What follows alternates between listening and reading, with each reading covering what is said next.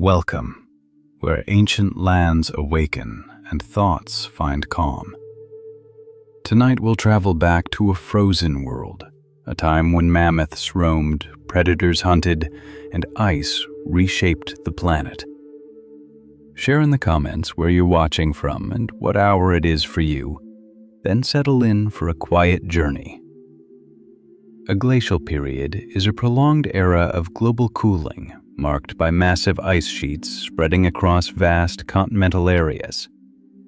Unlike a regular winter or seasonal chill that lasts a few months and affects limited regions, a glaciation endures for thousands or even millions of years, fundamentally altering climate, geography, and ecosystems.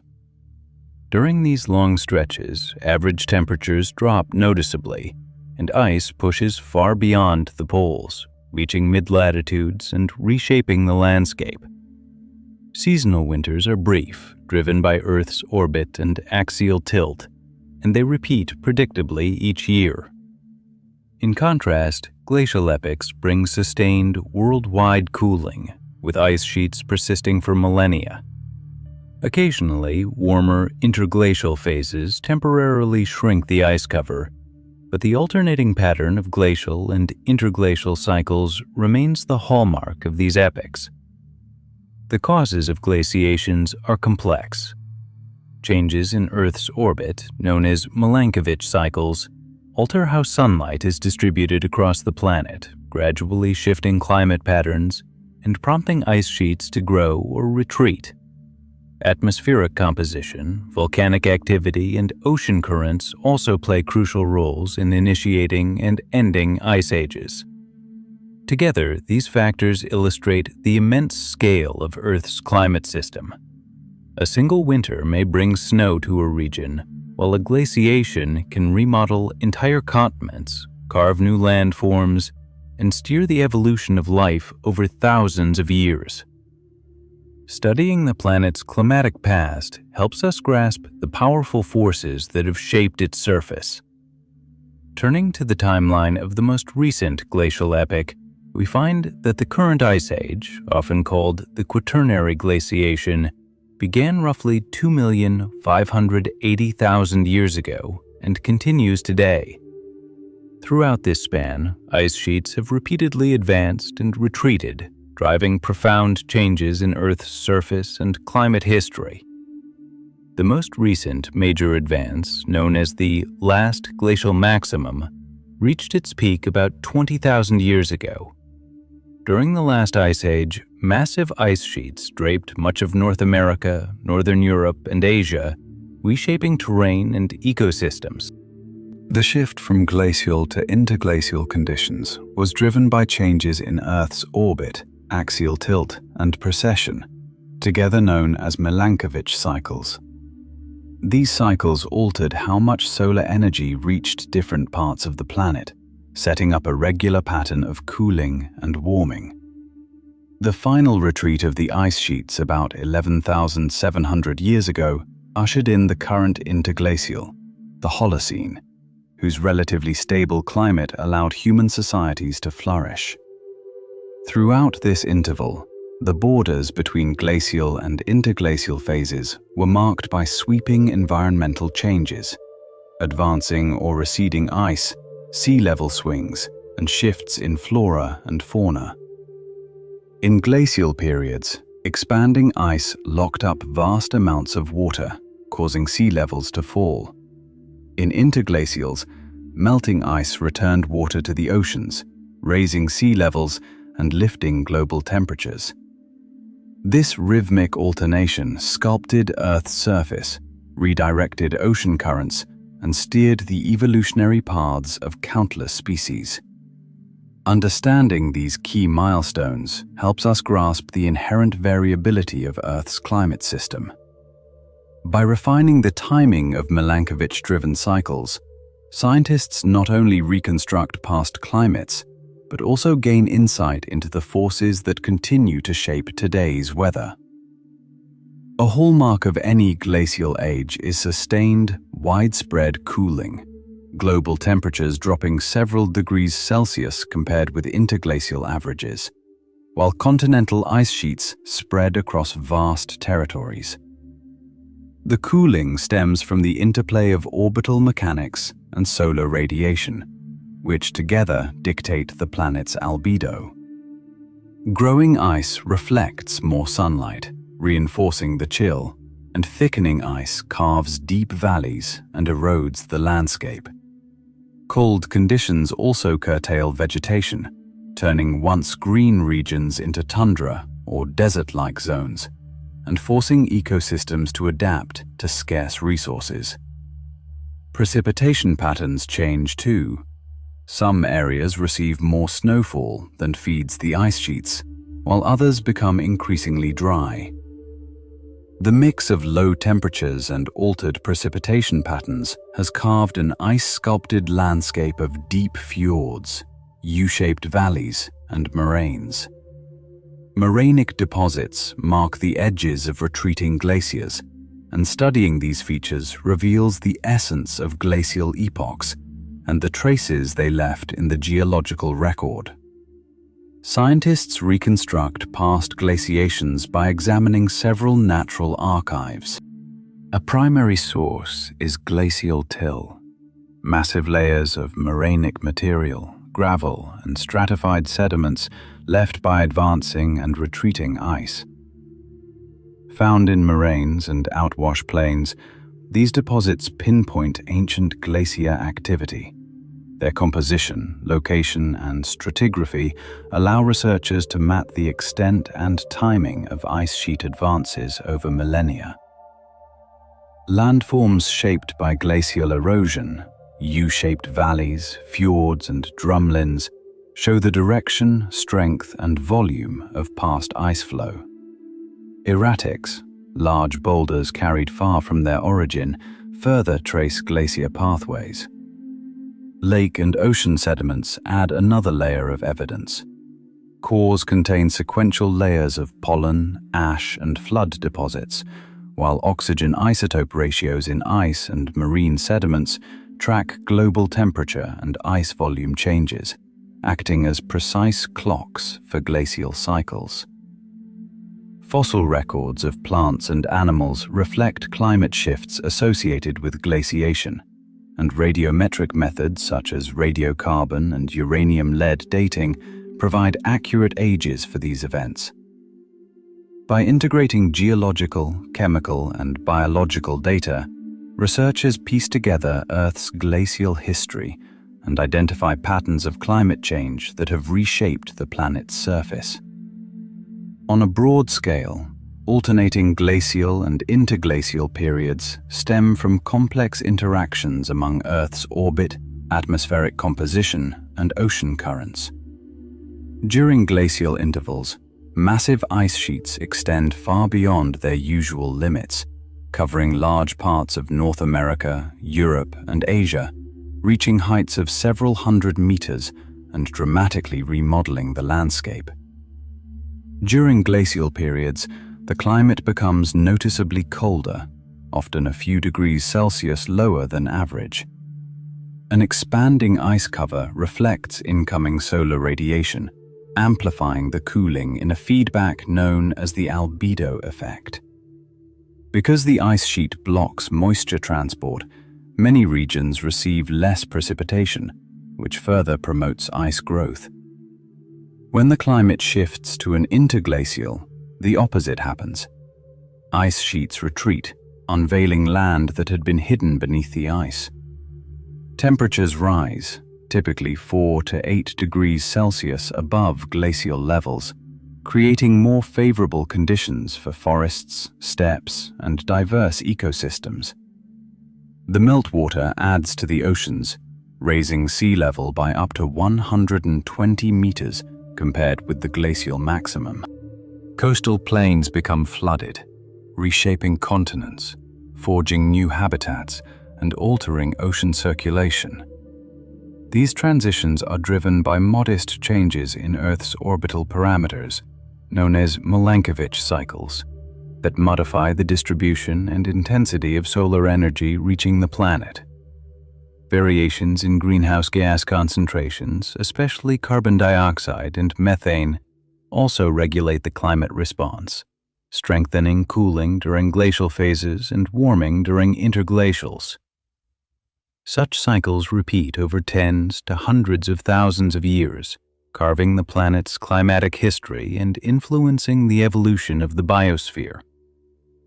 The contrast between glacial and interglacial periods shows how sensitive Earth's climate system is to a mix of internal and external forces, shaping both land and sea and setting the stage for future climate changes.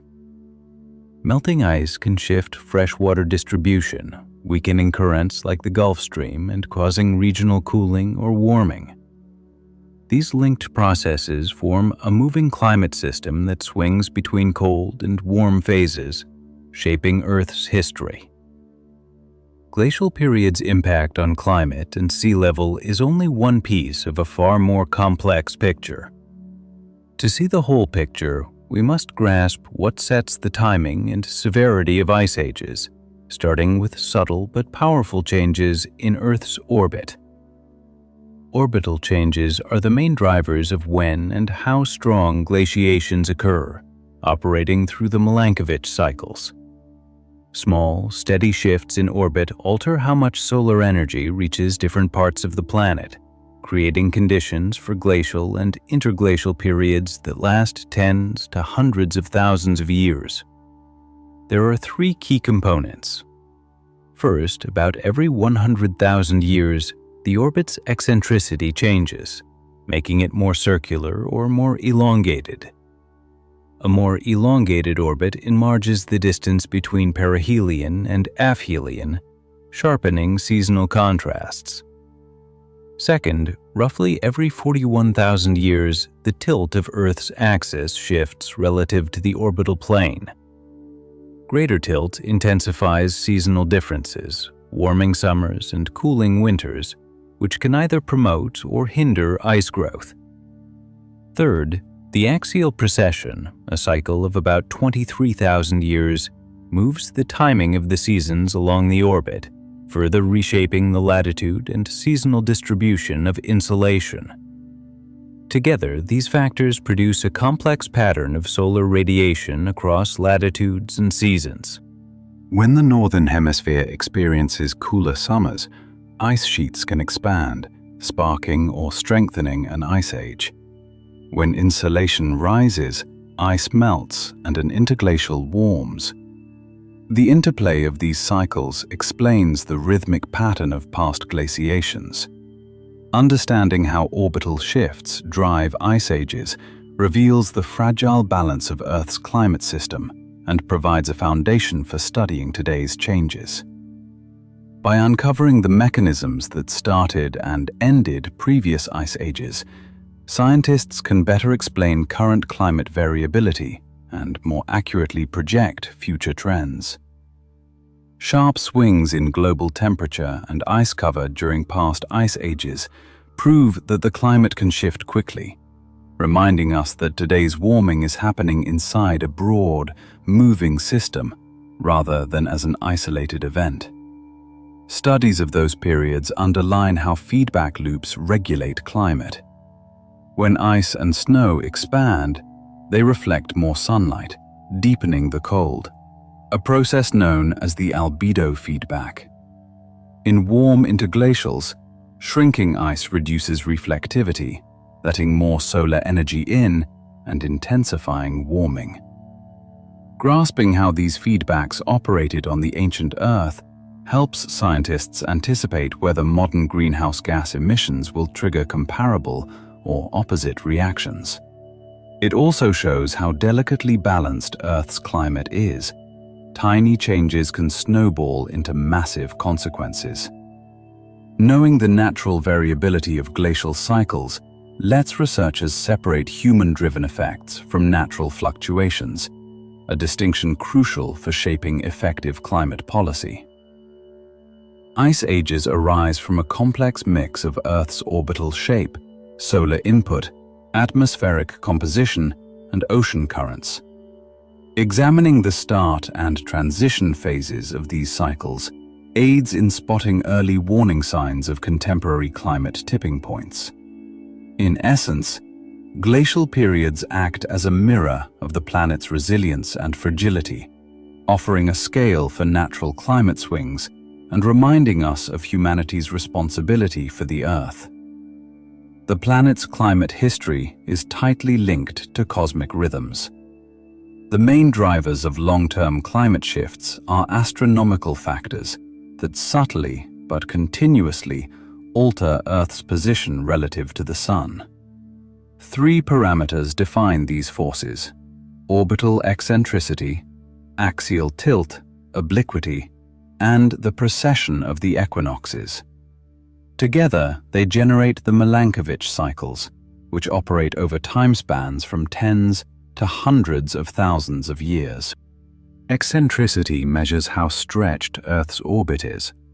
When the orbit becomes more elliptical, the distance between Earth and the Sun varies more throughout the year, changing the amount of solar radiation received. These variations reshape seasonal contrasts, playing a key role in the onset of glacial and interglacial periods, and they cycle roughly every 100,000 years. Axial tilt swings between about 22.1 and 24.5 degrees over a cycle of roughly 41,000 years. A larger tilt sharpens seasonal differences, helping ice sheets expand in cold intervals, while a smaller tilt softens seasons, encouraging melt and warming. Precession, the slow wobble of Earth's rotation axis, completes a cycle in about 26,000 years, further modulating the timing and intensity of solar forcing. This wobble shifts the seasons relative to Earth's position in its orbit and reshapes how solar energy is shared between the hemispheres. Together with orbital eccentricity and axial tilt, precession can amplify or dampen seasonal differences, making it a key driver of glacial cycles. These orbital factors never act alone. Their long-term, cyclical interplay governs the amount of sunlight reaching the surface, setting the timing and strength of ice ages. Milankovitch cycles define the main rhythm of Earth's long-term climate variability. They involve modest changes in three orbital parameters: eccentricity, which varies from a near-circular to a more elliptical shape over periods of roughly 100,000 years; axial tilt, swinging between about 22.1 and 24.5 degrees on a 41,000-year schedule; and precession, the slow wobble of Earth's rotation axis that shifts the timing of solstices and equinoxes over periods from roughly 20,000 to 54,000 years. The combined effect of these cycles alters the distribution and intensity of solar radiation across latitudes and seasons. When eccentricity makes the orbit more elongated, the contrast between the closest and farthest points from the Sun grows, strengthening seasonal extremes, especially at high latitudes. A larger axial tilt intensifies seasons, producing hotter summers and colder winters, while a smaller tilt yields milder conditions. Precession changes where the solstices fall along the orbital path, modifying hemispheric summer insolation. When eccentricity, tilt, and precession line up so that summer sunlight over northern high latitudes is reduced, ice sheets can expand, triggering glaciation. Conversely, periods of heightened northern summer insolation promote ice sheet melt and mark the end of glacial periods. Orbital variations alone do not create ice ages. They merely set the stage by adjusting the solar energy budget at Earth's surface. Feedbacks, particularly changes in atmospheric composition, can then amplify or mitigate the climate response. Greenhouse gases, such as carbon dioxide and methane, act as powerful regulators. During glacial intervals, lower global temperatures coincide with expanding ice sheets, and the atmospheric concentrations of these gases fall, reinforcing cooling. When concentrations rise, they can accelerate warming and ice sheet retreat, helping to end an ice age. Thus, the intricate dance between orbital mechanics and atmospheric feedbacks underlies the cyclic nature of Earth's glaciations. As ice sheets expand, Earth's albedo rises, reflecting more sunlight and leading to cooling. Cold periods often accompany lower carbon dioxide levels. Cold oceans absorb less of the gas, and shifts in biological productivity further reduce greenhouse gases. This creates a reinforcing feedback that sustains glacial conditions. The end of a glacial age, on the other hand, relies on the gradual buildup of greenhouse gases, which trap outgoing infrared radiation, slowly warming the planet and prompting ice sheets to retreat. Natural variations in these gases stem from a mix of physical, biological, and geological processes, including changes in ocean circulation, vegetation cover, and volcanic activity. The interaction of these factors determines how quickly Earth moves from a glacial to an interglacial phase. Orbital variations primarily set the stage for glacial cycles, while greenhouse gases amplify the effect and shape each period's severity and length. Their atmospheric concentration can either lock in a cooling trend or accelerate warming, acting as an internal climate regulator. This underscores why greenhouse gases matter not only for past climates, but also for today's climate discussion. Human activity is already altering their natural balance, strongly influencing future climate stability. Turning to other natural forces, volcanic eruptions and the aerosols they inject into the stratosphere can temporarily disrupt or reinforce climate trends linked to greenhouse gases. Large eruptions release ash, sulfur dioxide, and other particles that scatter and reflect incoming solar radiation, reducing the sunlight that reaches the surface, a phenomenon known as volcanic cooling. If an eruption occurs during a sensitive phase of the climate cycle, the resulting short-term temperature dip can trigger or strengthen glacial conditions. Sulfate aerosols may linger for months or years, forming a reflective layer that keeps global temperatures lower. During transitions between glacial and interglacial periods, heightened volcanism can prolong cold phases by cutting the heat that normally limits ice growth, allowing more snow and ice to accumulate. When major eruptions subside, aerosol concentrations gradually decline, permitting the climate to warm again and potentially ending the glacial period. The impact of volcanic aerosols is tightly linked with greenhouse gases and orbital changes. Increased volcanic activity often coincides with natural cooling cycles and amplifies the cooling effect of reduced insolation caused by orbital configurations.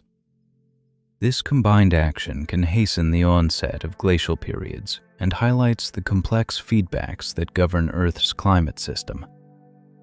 Volcanic aerosols play a surprisingly strong role in the march toward glaciation, showing how brief external shocks can steer long-term climate trends. While Earth's orbit and atmospheric composition set the basic backdrop, a single volcanic eruption can act as a catalyst, nudging the system toward a full glacial or an interglacial state. Recognizing these links reveals how delicate and complex the planet's climate balance has been for millennia. Ocean currents and the way they shuffle heat around the globe are just as decisive. Warm surface streams ferry water from the equator toward the high latitudes, while deep currents carry cold water back toward the tropics. When these pathways shift during an ice age, they can sharpen polar cooling. For instance, a weakening of major currents such as the Gulf Stream or the thermohaline circulation cuts the supply of warm water to the poles, allowing ice sheets to expand. The opposite, enhanced heat transport, can slow or even pause glaciation. The pattern of heat flow is tightly bound to the shape of continents and the contours of the sea floor. Falling sea levels in glacial periods expose continental shelves, reroute currents, and often intensify cooling. These alterations can trigger feedback loops. Growing ice sheets raise Earth's albedo, reflecting more sunlight and deepening the chill. Colder conditions strengthen polar sea ice, which acts as an insulating lid that blocks heat exchange between ocean and atmosphere, helping to lock in low temperatures. Surface ocean cooling also reshapes how much moisture the air can hold and changes precipitation regimes. That can either bolster ice sheet growth or generate regional warming through increased cloud cover. Even modest tweaks to oceanic routes, whether driven by tectonic shifts or orbital variations, can cascade into major climate transformations, setting the stage for the next advance or retreat of ice. Beyond moving heat, ocean currents foster feedback mechanisms that either amplify or dampen climate swings during glacial epochs. These feedbacks are crucial for the strength and length of glacial cycles, operating through complex interactions that often form closed loops, cementing or restraining temperature shifts.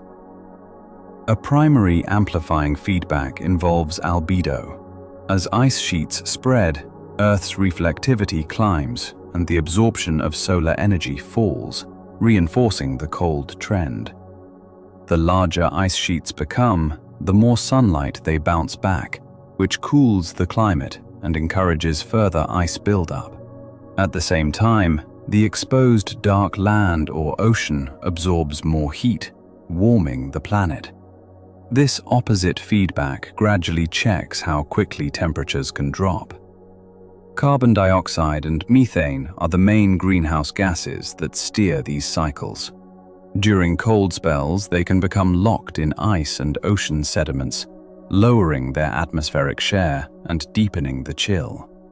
When the climate warms, the gases are released from natural stores, strengthening the greenhouse effect and speeding up heating. This continual exchange creates a delicate balance that influences both the advance and retreat of glaciers. Plants play a part too. Expanding ice sheets shrink terrestrial vegetation, reducing the land's ability to pull carbon out of the air. With fewer plants, less carbon dioxide is removed, which in turn intensifies the cooling. When glaciers recede, vegetation expands, drawing down carbon dioxide and helping to curb warming. Oceanic feedbacks, especially changes in the thermohaline circulation, shuffle heat and carbon throughout the climate system. During glacial periods, shifts in deep water flows can either amplify cold by moving frigid water toward the surface or soften it by carrying more heat from the equator. The arrangement of continents also matters. When large land masses sit near the poles, they gather snow and support massive ice sheets, as seen in past ice ages. If continents drift toward the equator, a warmer tropical climate prevails, making extensive glaciation unlikely. The shape and connections of the continents steer ocean currents. Opening or closing passages, such as the link between the Atlantic and Pacific, can dramatically alter the routes that transport heat. During some glacial episodes, the emergence of big land barriers like the Panama region funneled cold water toward higher latitudes, fostering conditions that sustained ice sheets. Massive high-latitude continents also reshape atmospheric circulation, diverting jet streams and storm tracks, so cold weather lingers longer over land and promotes glaciation. Overall, the positioning of continents changes the planet's albedo. Expansive ice on polar continents reflects more solar radiation, reduces heat absorption, and reinforces cooling, illustrating how interconnected processes over millennia drive the rise and fall of Earth's ice. Continental drift has repeatedly lined up with changes in Earth's orbit. giving rise to the regular rhythm of ice ages. As massive land blocks shift, they reroute heat and moisture, creating conditions that either build up or shrink ice sheets. Over millions of years, these tectonic rearrangements interact with other climate drivers, forming feedback loops that steer long-term climate swings. The constant interplay of continents and ocean currents reveals just how deeply the layout of the land influences the planet's climate system. A key question then arises: can forces beyond Earth also tip these natural cycles toward glaciation, alongside the atmospheric and oceanic mechanisms we already know? Astronomical factors have long been recognized as major players on geological timescales. Chief among them are the variations in Earth's orbital parameters, collectively called Milankovitch cycles, that are regarded as the primary drivers of long-term climate shifts, including the advance and retreat of ice ages. These cycles involve changes in the shape of Earth's orbit, eccentricity, the tilt of its axis, and the wobble of that axis, precession. Eccentricity oscillates in periods of roughly 100 and 400,000 years, altering the Earth-Sun distance. When the orbit becomes more elongated, seasonal contrasts intensify, often producing cooler summers in the northern hemisphere, conditions that favor the spread of ice. A greater axial tilt amplifies seasonal differences, while a smaller tilt smooths temperature swings. Precession determines the timing of the seasons relative to Earth's position in its orbit, further tweaking seasonal climate patterns. Together, these orbital tweaks dictate how much solar energy reaches the surface, especially at high latitudes where ice sheets are most vulnerable. When the combined effect reduces summer insolation over the northern lands, snow and ice linger year-round, accumulating into glaciers. Over thousands of years, this buildup can evolve into vast ice sheets that blanket large portions of the continents, ushering in a new glacial epoch. Understanding the role of these extraterrestrial forces shows how external cues can disturb the delicate climate balance and trigger the massive ice ages that have punctuated Earth's history. This sets the stage for a closer look at glaciers themselves, immense, slow-moving rivers of ice formed from compacted snow that, unlike seasonal snow cover, persists and grows over many years of net accumulation. Glacier buildup begins where the climate stays cold enough that snow doesn't melt completely, typically in high latitudes or mountainous regions. As fresh snow piles up, its weight compresses the layers below, squeezes out air, and makes the snow denser. Over decades or centuries, this compacted snow fuses into solid ice. The change isn't sudden. It proceeds gradually under the combined influence of gravity, pressure, and temperature. When a glacier reaches a critical thickness, it starts to spread sideways and downhill, carving valleys and reshaping the land beneath it. The very existence of glaciers is tied to the climate of glacial periods. Lower global temperatures let snow linger longer each year, allowing glaciers to grow. Continuous snowfall adds to their thickness and area, and separate glaciers often merge into massive ice sheets that can cover hundreds of thousands of square kilometers. Glacier advance or retreat hinges on a delicate balance between snow accumulation and loss through melting or sublimation at the edges. If accumulation outpaces loss, the glacier moves onto new ground. If loss dominates, it retreats. During prolonged cold spells like those of glacial maxima, the balance shifts toward growth, creating enormous ice sheets that blanket large portions of continents. Understanding how these ice sheets formed reveals the mechanisms behind their growth and movement. When many glaciers coalesce into huge sheets such as the Laurentide or Eurasian ice sheets, they dramatically remodel Earth's surface. Their expansion depends on the interplay of climate, topography, and the ocean. In periods of strong cooling, abundant snow, fueled by low temperatures, and moisture carried by polar or westerly winds, accumulates faster than it melts, increasing the overall ice mass. Under the weight of overlying layers, the snow gradually transforms into firn and then solid ice. As the ice sheet thickens, pressure at its base rises, causing the ice to flow outward under its own weight, following the contours of the underlying terrain. Gravity drives this slow glide and deformation, which gradually reshapes the landscape. Climate fluctuations play a crucial role. Colder phases slow melting, while changes in sea level and ocean currents affect moisture supply to the sheet's margins, sustaining further growth. The size of an ice sheet also reflects available moisture, the shape of the land, and mountain ranges that channel snowfall. For example, during the last glacial period, the Laurentide ice sheet rapidly expanded, covering much of North America thanks to a combination of low temperatures and intensified snowfall at high latitudes. The Eurasian ice sheet expanded as heavy snowfall fell over northern Europe and Siberia, boosted by cold Arctic air masses.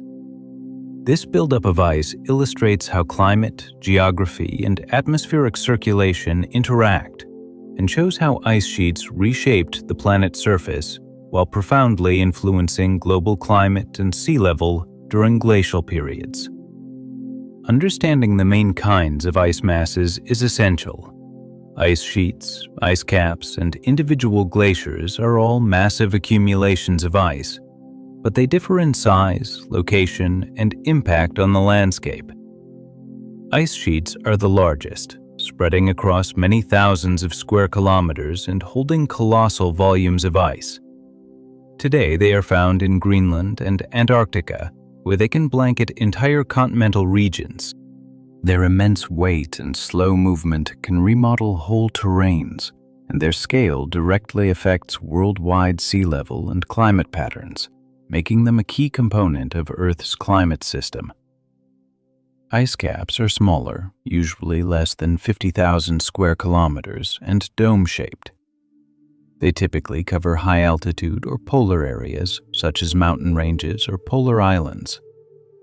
Their influence is more local. They shape the relief directly beneath them, but do not sway vast continental expanses. Individual glaciers are the most mobile, ranging from tiny mountain glaciers to extensive valley glaciers. They often originate in ice caps or sheets and flow downhill under gravity, carving valleys, fjords, and other landforms. As they advance, they erode the bedrock, transporting rock debris.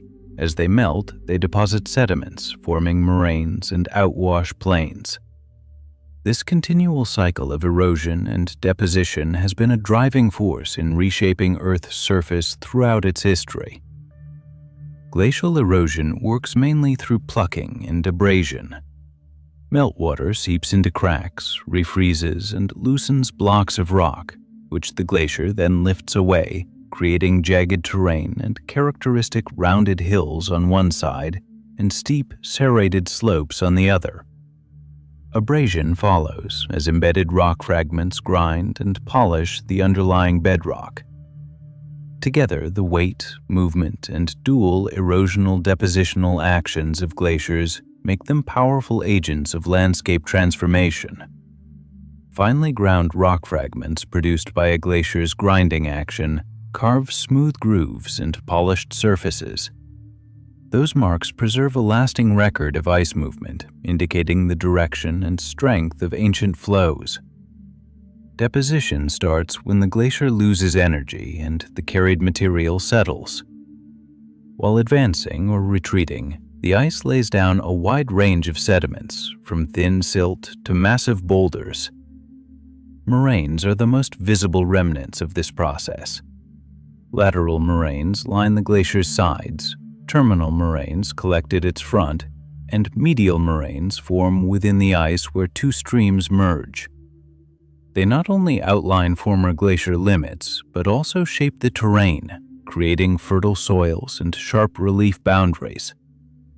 The combined action of erosion and deposition produces characteristic landforms such as U-shaped valleys, fjords, and drumlins, each bearing the imprint of ice motion. As glaciers repeatedly advance and withdraw, they cut into the landscape, expose bedrock, and leave behind sediments that continue to influence the region long after the ice has vanished. Understanding these mechanisms reveals how glaciers have continually reshaped Earth's surface, leaving a complex geological history. The movement of a glacier results from several interacting physical processes that allow massive ice bodies to travel great distances. Central to this is plastic deformation. Under the weight of accumulated snow, the lower layers are compressed, and the ice behaves like a viscous material, slowly deforming and flowing, especially in deeper, warmer sections where pressure and temperature ease the change. Basal sliding also plays a key role. Meltwater infiltrates cracks and moulins, reaches the glacier's base, and lubricates the interface with the underlying rock, reducing friction and enabling the ice to glide more easily. This lubrication often triggers rapid advances or sudden accelerations, particularly in temperate glaciers where meltwater is abundant. Beyond internal deformation and basal slip, the glacier's shape and the topography beneath it influence flow. Steep slopes accelerate movement, while gentle beds create zones of compression and extension within the ice. When the glacier encounters obstacles or shifts in the underlying terrain, crevasses develop. These surface cracks signal internal stresses and the glacier's dynamic response to external forces. Climate conditions further affect glacier behavior by altering the balance between accumulation and ablation. Changes in temperature, snowfall, and meltwater supply can modify the speed and direction of ice flow.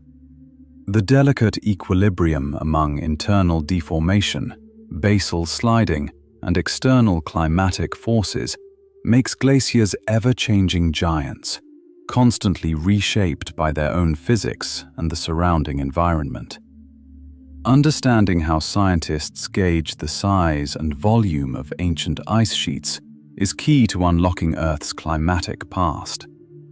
Because we can't measure prehistoric glaciers directly, researchers rely on a suite of techniques that combine fresh measurements with complex modeling, drawing on both direct observations and indirect geological clues. One cornerstone method is studying landforms carved by glaciers, U-shaped valleys, fjords, and drumlins that act like a visual record of former ice coverage. By mapping these features, scientists outline the extent of ice sheets at different times. Unsorted glacial moraines deposited directly by moving ice pinpoint former ice margins, while layered deposits reveal how those boundaries shifted over time. Isotopic analysis of marine and lake sediments further refines reconstructions. The ratio of oxygen isotopes in deep-sea cores indicates the global ice volume. During glacial periods, when ice sheets lock up water, lighter isotopes remain in the ocean, altering the isotopic signature. Coupled with data on glacially derived rock fragments, these isotopic clues help estimate how much ice rested on land. Modern geophysical tools, seismic surveys, and gravity measurements provide insight into the thickness and internal structure of surviving ice sheets. This information feeds computer models that integrate all data sources, simulating the growth and retreat of ice sheets over time, while accounting for climate, topography, and ice-rock interactions. When calibrated against geological evidence, The models produce detailed reconstructions of ice sheet evolution, total volume, and their impact on global sea level.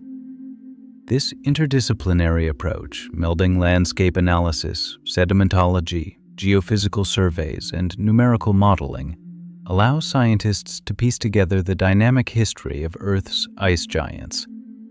Continuous incorporation of new data deepens our grasp of how these massive ice bodies expanded and contracted over millennia, shaping climate and terrain long before recorded history. The geological record bears unmistakable signs of ancient glaciers. Deep gouges cut into bedrock, the long, straight scratches left by relentless ice flow, reveal the direction of movement and the immense pressure exerted over thousands of years. Polished rock surfaces and abrasion marks further testify to the grinding action of ice-laden debris. In addition to rock scars, researchers examine characteristic glacial landforms. Moraines, ridges of unsorted material piled at glacier edges, mark former ice limits.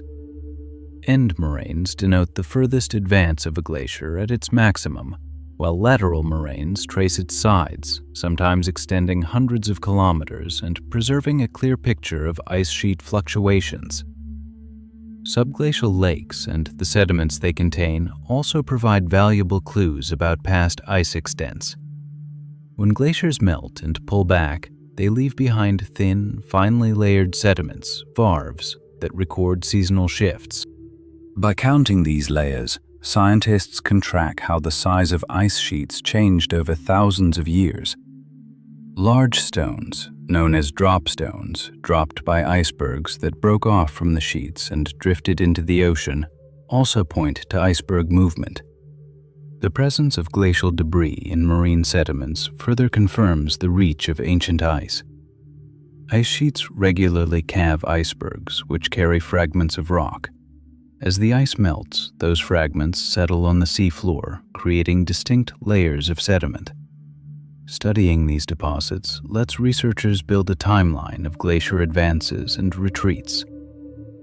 When evidence from bedrock, landforms, sediment layers, and glacial debris is combined, it produces a detailed picture of how ice sheets grew and shrank throughout Earth's climate history, revealing the dynamic nature of the ice during glacial periods. Because ice sheets lock up vast amounts of fresh water, their expansion during glaciations lowers global sea level by roughly 120 meters, exposing continental shelves and forming land bridges that reshape coastlines and migration routes. Conversely, when the climate warms and the sheets melt, the stored water returns to the oceans, causing sea level to rise rapidly and rewrite the planet's geography.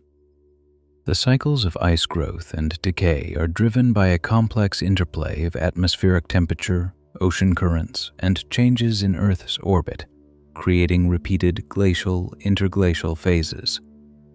These massive ice bodies influence climate in two ways. When they expand, they reflect sunlight and cool the planet. When they retreat, they expose ocean and land, increasing solar absorption and accelerating warming. This feedback loop highlights the fragile balance of Earth's climate system and how sensitive sea level is to the size of the ice sheets. Research into past glacial cycles gives scientists valuable clues about possible future changes and underscores the importance of monitoring today's ice sheets, whose behavior directly affects sea level stability and global climate health. This raises an obvious question. Which plants managed not only to survive, but to thrive in the harsh, cold conditions of the ice ages? And what adaptations allowed them to endure such extreme environments? Even though megafauna often dominate the narrative, resilient vegetation played a crucial role in sustaining those ancient ecosystems. In the frozen world, tundra and steppe ecosystems were dominated by hardy, low-lying vegetation that kept the biting wind and frost at bay. Mosses, lichens, dwarf shrubs and grasses each had their own tricks for surviving the harsh climate. Lichens, symbiotic partnerships of fungi and algae, could endure long dry spells and extreme cold, clinging to bare rock where other plants could not root. Their ability to photosynthesize at low temperatures made them the first colonizers of barren landscapes. Dwarf shrubs, such as Arctic willow and water reed, grew in a compact, ground-hugging form that reduced wind resistance and retained heat. Their leaves were tiny, thick, and wax-covered, limiting water loss, a vital advantage when liquid moisture was scarce beneath icy sheets. Grasses and rushes possessed deep root systems that allowed them to sprout quickly during brief warm intervals of glacial cycles. Their seeds could travel great distances, helping the plants spread rapidly into new territory. Most of these species entered a dormant state during the coldest periods and resumed growth as temperatures rose, a physiological flexibility essential for coping with abrupt seasonal shifts. These resilient plants created microhabitats for insects, small mammals, and larger animals, ensuring that life persisted even in the icy desert. From this botanical foundation arose the megafauna that ruled the Ice Age. Mammoths, perhaps the most recognizable inhabitants, were covered in a dense, multi-layered coat that insulated them against the frost. Their long, curved tusks served many purposes, from digging through snow to reach buried vegetation to defending against predators. Their massive size, in line with Bergmann's rule, helped retain heat by offering a smaller surface area to volume ratio. Saber-toothed cats stood at the top of the food chain. Muscular bodies, short, powerful limbs, and a wide skull equipped with strong jaws and razor-sharp teeth allowed them to launch swift attacks and tear flesh efficiently.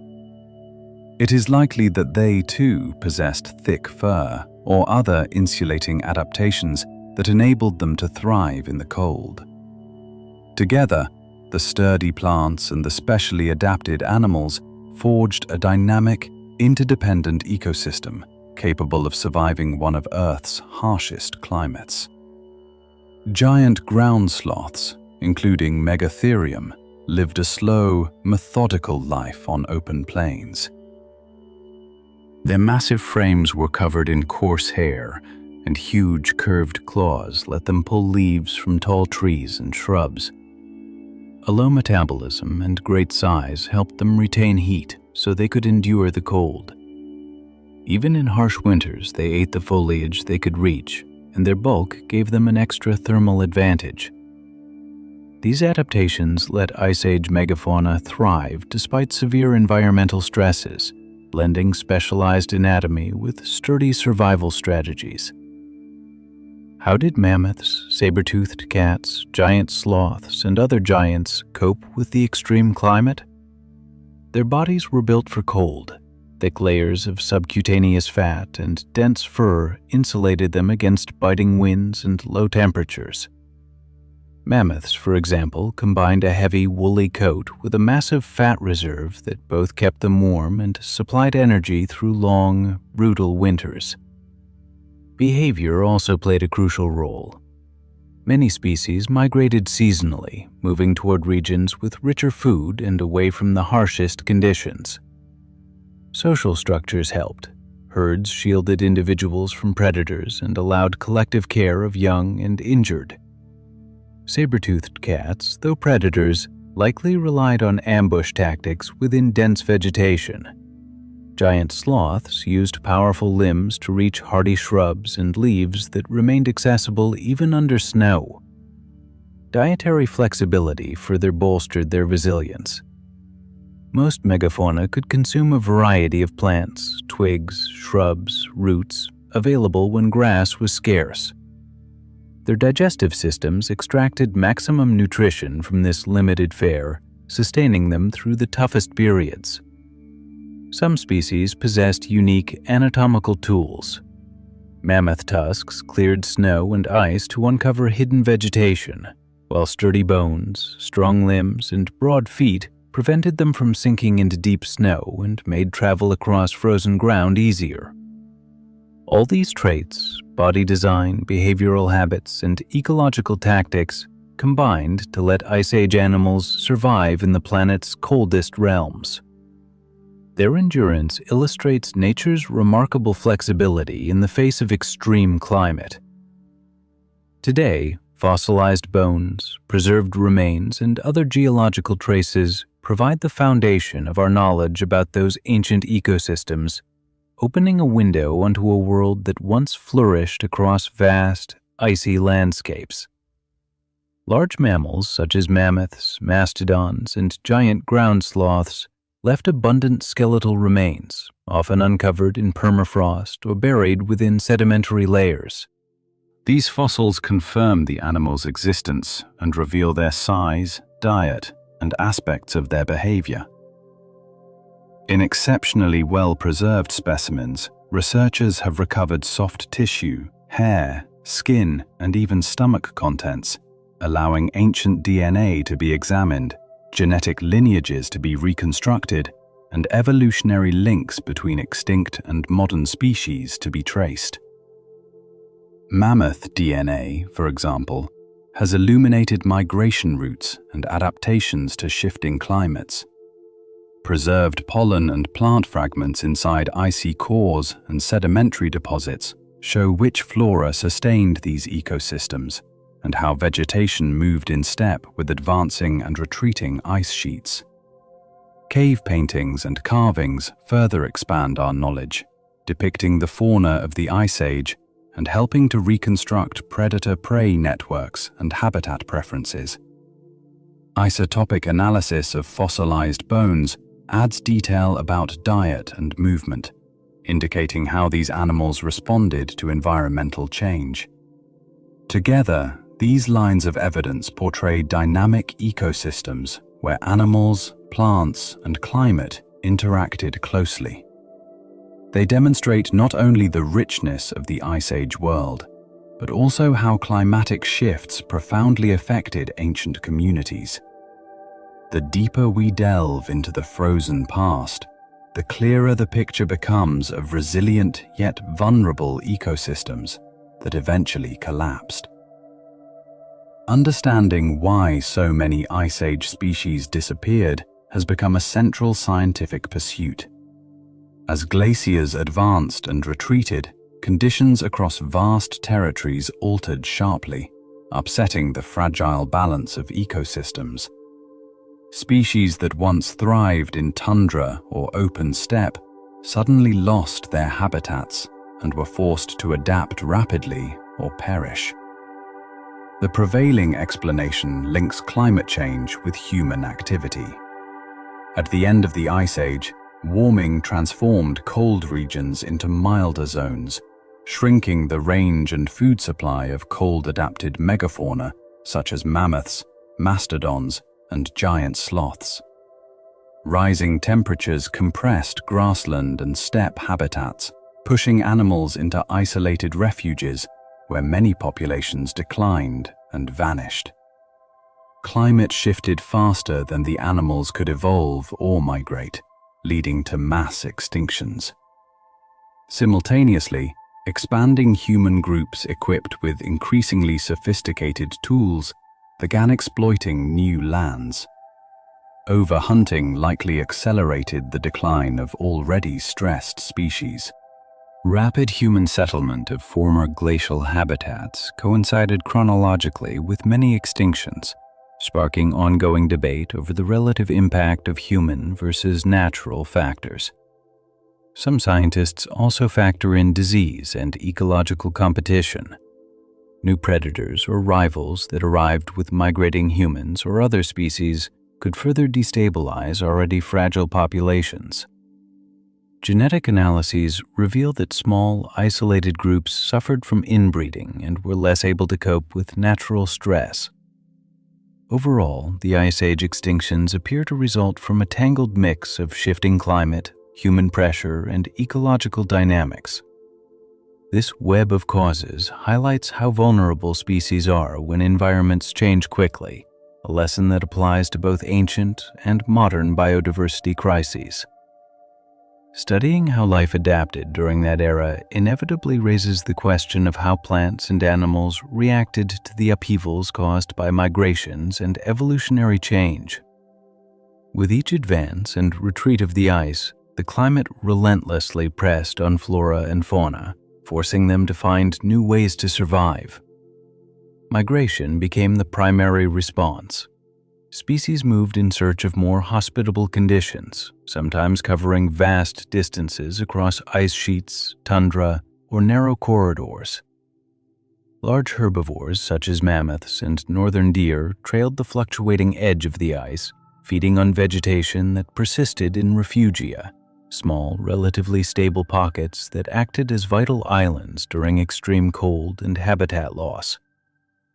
Alongside migration, many organisms evolved remarkable adaptations to the frozen world. Some plants produced antifreeze proteins that stopped ice crystals from forming inside their tissues, allowing them to endure sub-zero temperatures. Others adopted low-growing, dwarf forms, shrubs and mosses that resisted strong winds and cold stress. Many perennials entered a dormant state during the harshest months, conserving energy until conditions improved. Among mammals, thick fur, enlarged fat reserves, and behaviors such as hibernation became widespread. The woolly mammoth, with its dense coat and massive fat hump, epitomized these evolutionary solutions for retaining heat and energy. Several species also shifted their breeding seasons to align with more favorable conditions, boosting offspring survival. Seasonal migrations synchronized with the appearance of food resources enabled animals to literally follow the moving ecosystems. The interplay of movement and adaptation helped individual organisms survive while simultaneously reshaping community structures, predator-prey relationships, and the geographic spread of species.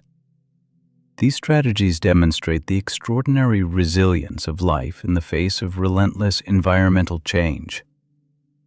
As the climate continued to oscillate, plants and animals kept refining their responses, weaving ever more intricate ecological connections. To grasp how they endured the extreme Ice Age conditions, we must look closely at how predator-prey dynamics evolved amid these transformations. The relationships between hunters and their prey were dramatically reorganized under the pressure of a changing climate and fierce competition for survival. As glaciers expanded and the climate grew harsher, the distributions and abundances of both predators and their victims shifted rapidly, demanding swift adaptation from all sides. Massive herbivores such as mammoths and reindeer roamed the endless icy plains, constantly devising ways to evade ever more specialized hunters. In contrast, predators like saber-toothed cats and giant wolves developed fearsome adaptations, elongated fangs, powerful limbs, and keen senses that let them hunt the abundant grazers efficiently. Scarce resources in the frozen world heightened the struggle. Hunters often relied on long chases across vast territories, while prey responded with heightened vigilance, herd behavior, and swift flight. This dynamic turned into a relentless arms race. Prey became faster, more alert, and more social. Predators refined their tactics, anatomy, and sensory abilities. Some hunters specialized in ambush, others in prolonged pursuit, reshaping their physiology for the harsh, open cold. The predator-prey interplay drove broader evolutionary pathways, sometimes producing narrowly adapted species perfectly suited to the glacial wilderness. Effective hunting spurred anatomical innovations in carnivores, stronger bites, superior organs of perception, while herbivores diversified into new ecological niches to escape predation. This continuous evolutionary dance generated the remarkable diversity of the Ice Age. The adaptations of both hunters and hunted shaped not only individual survival, but also community structure and ecological balance. The flora of the period, cold-tolerant mosses, lichens, and hardy grasses, thrived in the tundra, creating stable habitats for a range of herbivores. These plants fed mammoths, mastodons, and giant deer, and they underpinned complex food webs that linked predators and prey.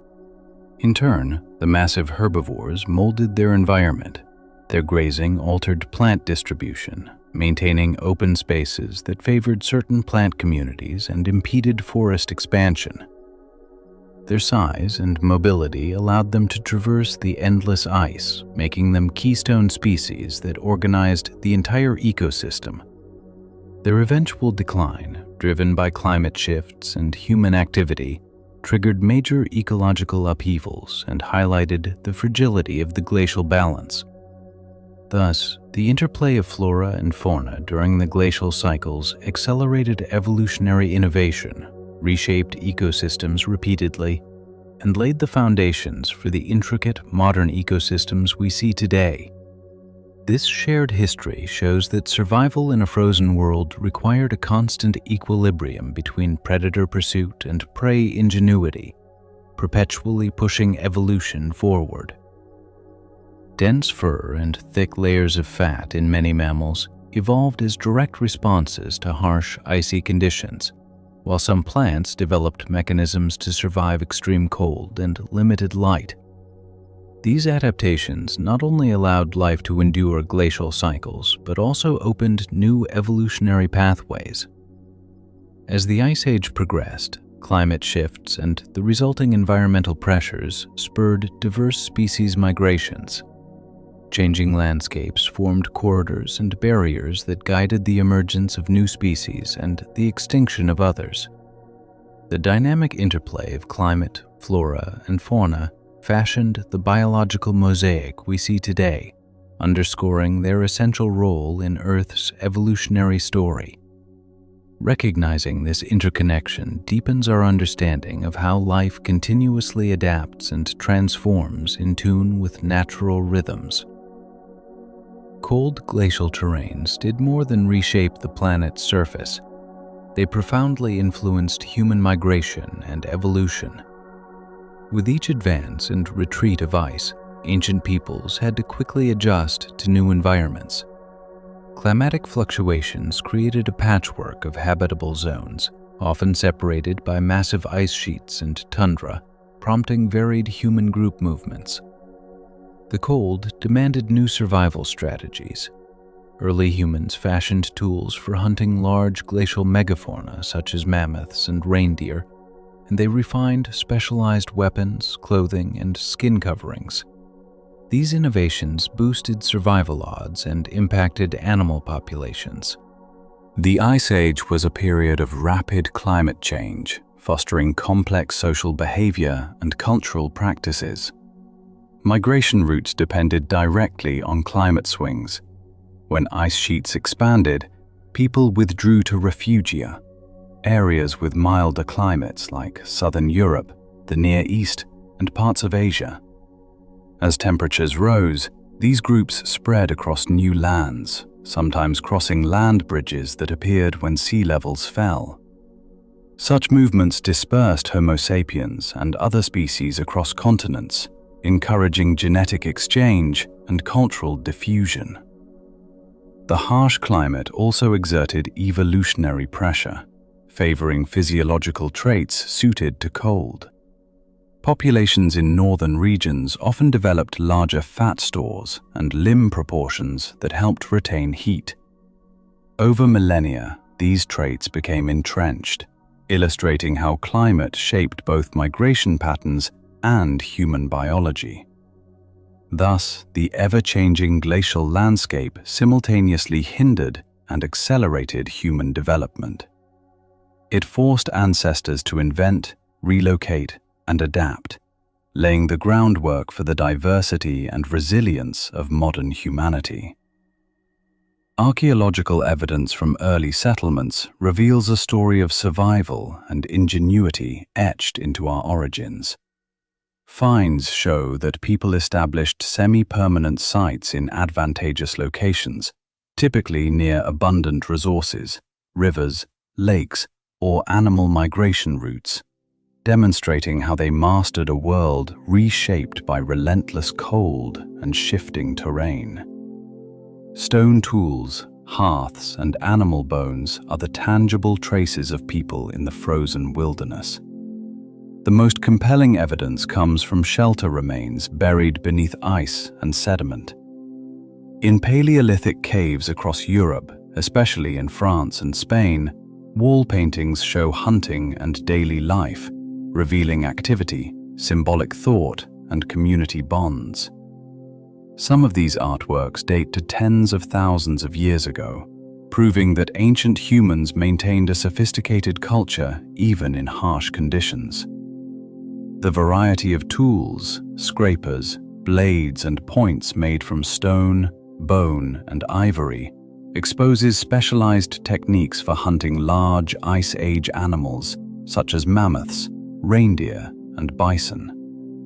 Each tool's specific purpose indicates deep environmental knowledge and skillful resource use.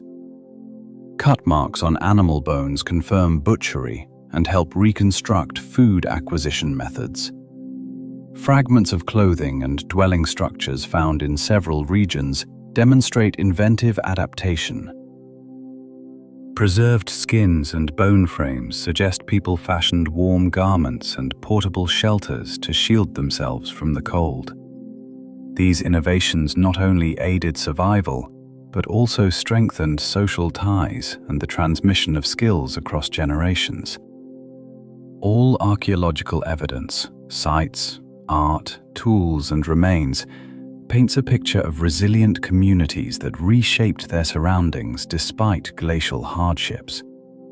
Their adaptability laid the groundwork for later stages of human evolution, both physical and cultural. Beyond cultural ingenuity, ancestors developed anatomical traits that improved cold endurance. Broader bodies, shorter limbs, and a robust build reduced heat loss, following Bergman and Allen's rules. Thick subcutaneous fat acted as natural insulation, and some groups showed enlarged nasal passages that may have warmed incoming air. Culturally, clothing made from skins and fur became essential, likely influencing communal organization by encouraging joint hunts and skin processing. People also built semi-permanent shelters from bone, skin, and earth to retain heat. Mastery of fire provided warmth and cooked food, making nutrition easier to digest. Collective cooperation, sharing resources, group hunting, and maintaining fires greatly increased the chances of survival for individuals and the whole group. Throughout the Ice Age, cultural adaptations passed survival knowledge across generations, forging resilience against relentless cold. Biological traits, clothing, shelters, fire, and cooperation merged into a single survival strategy, showing how biology and culture intertwined. Our ancestors' ingenuity went beyond subsistence, laying the foundation of human endurance that still influences us. Ice Age peoples crafted implements suited to a frozen world, creating devices for hunting, gathering, warmth, and protection. The breakthrough was fur clothing, which insulated bodies. To turn raw hides into garments, they forged sharp stone blades and scrapers, refining them over time to cut and sew multi-layered garments that reduced heat loss. The harsh climate spurred shelter advances. Early humans built temporary huts from animal bones, wood, and skins, shielding themselves from the chill. They lined pits and hearths with natural insulators, creating fire-filled spaces that warmed bodies and became communal hubs. Mastery of fire-making, striking sparks from flint, was a key milestone, turning fire into a vital tool for heating and cooking. Beyond clothing and fire, They forged composite tools by attaching stone points to bone or horn handles. These multi-component implements boosted hunting efficiency and meat processing when resources were scarce. Metal spearheads extended range and force, allowing safer pursuit of large game. The ability to produce durable, versatile tools reflected deep material knowledge and flexible thinking required for survival in an unpredictable, cold climate. Together, these innovations reveal profound human adaptability to glacial pressures, demonstrating mastery of raw materials and a growing understanding of reshaping the environment for basic needs. The refinement of tools and techniques laid the groundwork for more complex social behavior and cooperation, paving the way for future development. As the Ice Age progressed, hunting and gathering grew more challenging, forcing small groups to continually revise strategies and deepen insight into nature and animal behavior, often relying on persistence hunting, tracking prey until exhaustion. In the open, cold steppe, early hunters could chase large prey. As they gained experience, they refined their tactics, set coordinated ambushes, and added spears and atlatls, making hunts for mammoths, bison, and reindeer far more efficient. These advances provided vital food and raw material for shelter and clothing. Gathering grew equally complex. Ancient peoples learned to track seasonal plants, watching fruits, nuts, and tubers ripen across different regions. By understanding microclimates and ecological zones, they could move deliberately to collect the most food during lean periods. This seasonal mobility required flexible social organization and communication, strengthening cooperation within groups.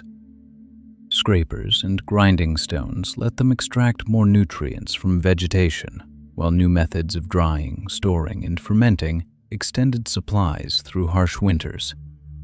Reliance on a broad resource base spurred technical progress and the creation of increasingly specialized tools. As hunting and gathering became more demanding in the unpredictable glacial environment, pressure from the frozen world drove innovations that laid the groundwork for more advanced behavior. Survival strategies also influenced the emergence of symbolic and artistic expression, reflecting a deeper contemplation of the surrounding world. The stark, majestic landscapes of the Ice Age served as a canvas for early art and symbolic conduct. While glaciers carved the terrain, people responded not only with survival tactics, but also with creative statements. Cave paintings, carvings, and personal ornaments are among the oldest evidence of symbolic thought, showing an ability to depict abstract ideas beyond immediate practical needs. Dark cave chambers turned into shelters for artistic expression. Using natural pigments like ochre and charcoal, ancient artists painted bison, horses, reindeer, and other animals. The images likely held ritual or magical significance, perhaps intended to ensure hunting success or honor the depicted creatures. Repeated animal motifs across regions suggest a shared cultural meaning and a budding sense of community rooted in the environment. Beyond cave art, beads, shells, and animal tooth ornaments reveal an awareness of symbols and status. Such items could signal social ties, personal identity, or participation in communal rites. In a climate where durable materials were scarce, anything that could endure became a powerful symbol. Symbolic behavior also extended to body modification and ceremonial practices, further weaving meaning into daily life. Burial sites that contain grave goods reveal that early people imagined death as more than the end of a physical life. Their rituals and art were not just ways to talk to one another, they were tools for grasping the world and their place within it. This mindset shows that the glacial age shaped not only how humans survived, but also how they thought, turning symbols, stories, and spiritual ideas into essential parts of daily life. Facing an erratic climate, our ancestors turned to creativity to interpret and influence their surroundings, searching for meaning amid constant change. The alternation of cold spells and warm interludes dictated the ebb and flow of populations. When temperatures fell and ice sheets spread, habitable land shrank, forcing groups into refuges, pockets of relatively mild conditions.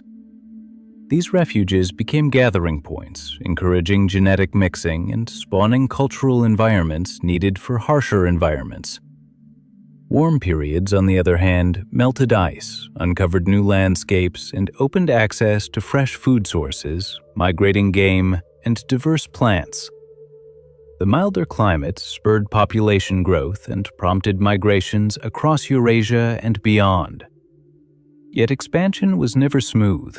Sudden climatic shifts could wipe out habitats, compelling people to retreat or adapt rapidly. The repeated cycles of contraction and expansion produced a shifting demographic picture, with periodic drops in numbers followed by bursts of settlement that shaped genetic diversity and evolutionary pathways. Climate volatility also drove technological and social change.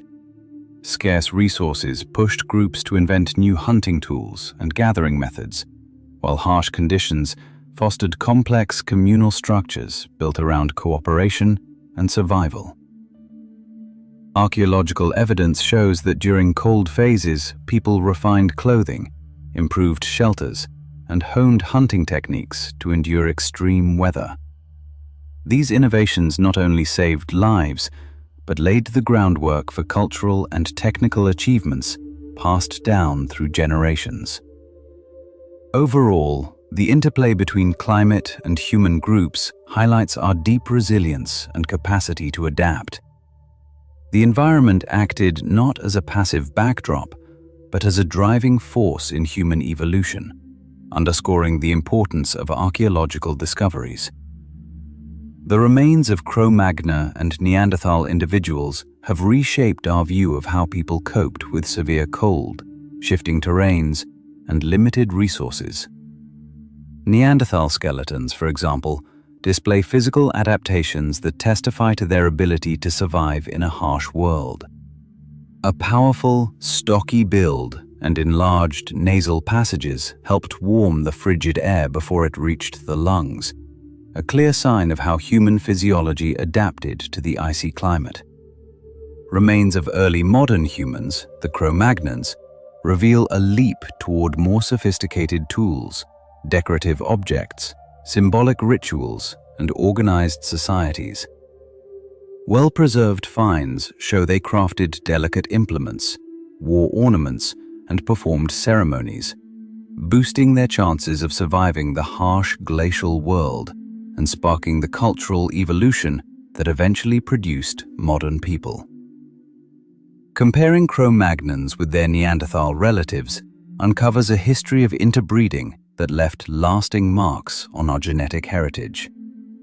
These discoveries do more than describe bones. They paint a vivid picture of resilience and ingenuity in a severe environment. Associated hearths, cave paintings, and tools demonstrate how ancient peoples exploited their surroundings, hunted megafauna, and forged the social bonds needed to endure the cold.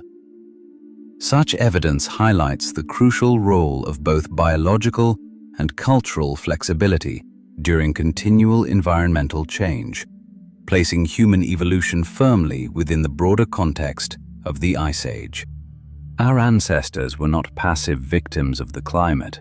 They actively shaped their destiny, intertwining human history with Earth's dramatic climatic upheavals. The massive ice sheets that advanced and retreated reshaped the planet's surface like slow sculptors, carving bedrock, widening valleys, and redefining plains. Gravity pushed enormous ice masses outward from polar and high-altitude accumulations, and their relentless movement applied pressure that caused erosion and deposition, permanently altering the landscape. Advancing ice scraped underlying ground, with embedded ice fragments grinding rock like sandpaper, turning narrow gorges into broad troughs and exposing bare rock to create stark, dramatic relief. Beyond erosion, glaciers deposited vast amounts of debris, forming unsorted tills that marked the furthest reaches of the ice. When the ice melted, meltwater filled the carved basins, creating lakes, wetlands, and terminal moraines. The sheer scale of glacial activity left distinctive landforms, drumlins, streamlined hills, and other features that preserve the story of ancient ice sheets. Long, winding ridges and sediment drifts carried by meltwater streams through subglacial channels silently record the dynamic processes that once shaped the landscape. These features not only reveal the movement of ancient ice, but continue to influence present-day drainage patterns and ecosystems. Glaciers and ice sheets have permanently reshaped the Earth's surface, leaving a majestic, complex terrain that bears the imprint of relentless glacial transformation. Glacial activity created some of the most striking and recognizable landforms, preserving a clear history of ice motion. Among them, U-shaped valleys and fjords stand out as classic signs of ancient glacial erosion, each highlighting different aspects of ice power and advance. A U-shaped valley forms when a glacier repeatedly carves a river valley, widening and deepening it into a broad trough with steep sides and a flat floor. Such valleys often appear where tributary glaciers once merged with the main ice flow, preserving evidence of massive erosion over millennia. Fjords are essentially drowned U-shaped valleys. They occur where glaciers cut deep, steep-walled troughs below today's sea level. Think of Norway, New Zealand, or parts of Canada. When the ice retreated, rising sea levels flooded these valleys, creating narrow, deep inlets framed by towering cliffs. Their formation required both powerful glacial carving and subsequent marine inundation, and their striking depth and scenery have made fjords iconic coastal symbols. Smaller glacial forms, moraines, drumlins, and roches blanches also tell the story of ancient ice sheets and their massive impact on the terrain. As glaciers advanced and withdrew, they left behind characteristic deposits that serve as silent witnesses of their former paths. Moraines consist of unsorted rock, soil, and debris dropped along the glacier's edges, marking the furthest extent of ice or pauses in its advance. Lateral moraines line the sides of the ice, while terminal moraines outline its maximum reach, revealing both direction of movement and periods of stability. Drumlins are elongated, streamlined hills composed of glacial material, sculpted by the flow of ice into sleek, aerodynamic shapes. Together, these landforms provide crucial clues about the extent, direction, and timing of past glaciations, helping scientists reconstruct the Earth's icy history. Drumlins are smooth, drop-shaped hills that point the way ice once moved and hint at the force behind the material's buildup. They often appear in clusters, recording the dynamic flow of a glacier as it reshaped the ground beneath it. By looking at their orientation and spread, scientists can deduce the direction and speed of ice during the last glacial maximum. Eskers, long, winding ridges, formed when meltwater streams ran beneath the ice, laying down sand and gravel inside tunnels. When the glacier withdrew, those sediment-filled tunnels remained as sinuous ridges, marking the hidden water routes and the melt dynamics that cut through the ice sheet. Together, drumlins, eskers, and other glacial features let geologists piece together the story of ice advance, pause, and retreat, revealing the immense power that sculpted ancient landscapes. Glacial erosion dramatically reshaped the planet's surface, carving deep valleys, fjords, and basins that later filled with water to become lakes still present today. Uneven erosion also redirected rivers. Advancing ice could dam valleys, create temporary lakes, and upon melting, unleash massive floods that carved new channels and left streamlined hills and sandy plains that guide modern river courses. Meltwater carried and deposited gravel, sand, and silt, influencing where rivers could meander or settle their beds. In some regions, melting ice blocks left behind flat expanses dotted with small lakes, so-called kettle lake landscapes, that added further complexity to the water network. All these features form the mosaic of lakes, rivers, and valleys we see now, shaping ecosystems and human settlements alike. By carefully analyzing the geological and sedimentary clues left behind, especially moraines, drumlins, and eskers, researchers reconstruct how ancient ice sheets created today's hydrological patterns. Glacial moraines give us a tangible record of ice movement, letting scientists gauge past glacier sizes and their advanced retreat cycles. By mapping these features across regions, researchers redraw the outlines of ancient ice sheets and trace their withdrawal over thousands of years. Sedimentary deposits are equally crucial. Unsorted till left directly by the ice captures brief moments of advance and retreat, while seasonal lake varves provide year-by-year details of temperature and precipitation during the glacial age. Chemical traces in the sediments reveal former environmental conditions. The ratio of oxygen isotopes in marine and terrestrial layers helps estimate ancient temperatures and ice volumes. These isotopic markers turn sediment composition into climate data for ice sheet models. Pollen grains and microscopic organisms trapped in the layers add information on past vegetation and ecological zones, allowing a reconstruction not just of the physical landscape, but also of the climate that supported diverse ecosystems. Remote sensing and geochronology have sharpened these methods further. Radiocarbon dating and optically stimulated luminescence pinpoint the age of sedimentary sequences, building a reliable timeline of landscape change. Together, the various lines of evidence produce dynamic reconstructions of glacial terrains, showing how, over tens of thousands of years, ice carved relief and reshaped the Earth's surface. These reconstructions help us understand how ancient landforms continue to influence today's environment. The lasting imprint of glaciation is still evident in geography.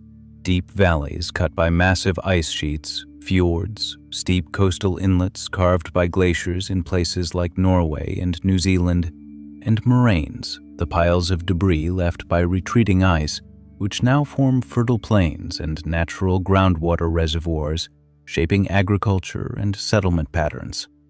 Glacial erosion and deposition altered drainage networks and sediment distribution, creating extensive alluvial plains and coastal systems that affect modern river courses and coastal ecosystems. Perhaps the most enduring legacy lies beneath the surface. The weight of ice sheets depressed the crust, a process called isostatic loading. After the ice melted, the land gradually rebounded, known as isostatic uplift, reshaping local topography and generating new landforms. This uplift continues to modify the terrain, influencing everything from soil fertility to human land use. In some coastal zones, the land that once lay beneath the sea has been lifted by the rebound of the Earth's crust after the ice disappeared, reshaping shorelines and steering ocean currents.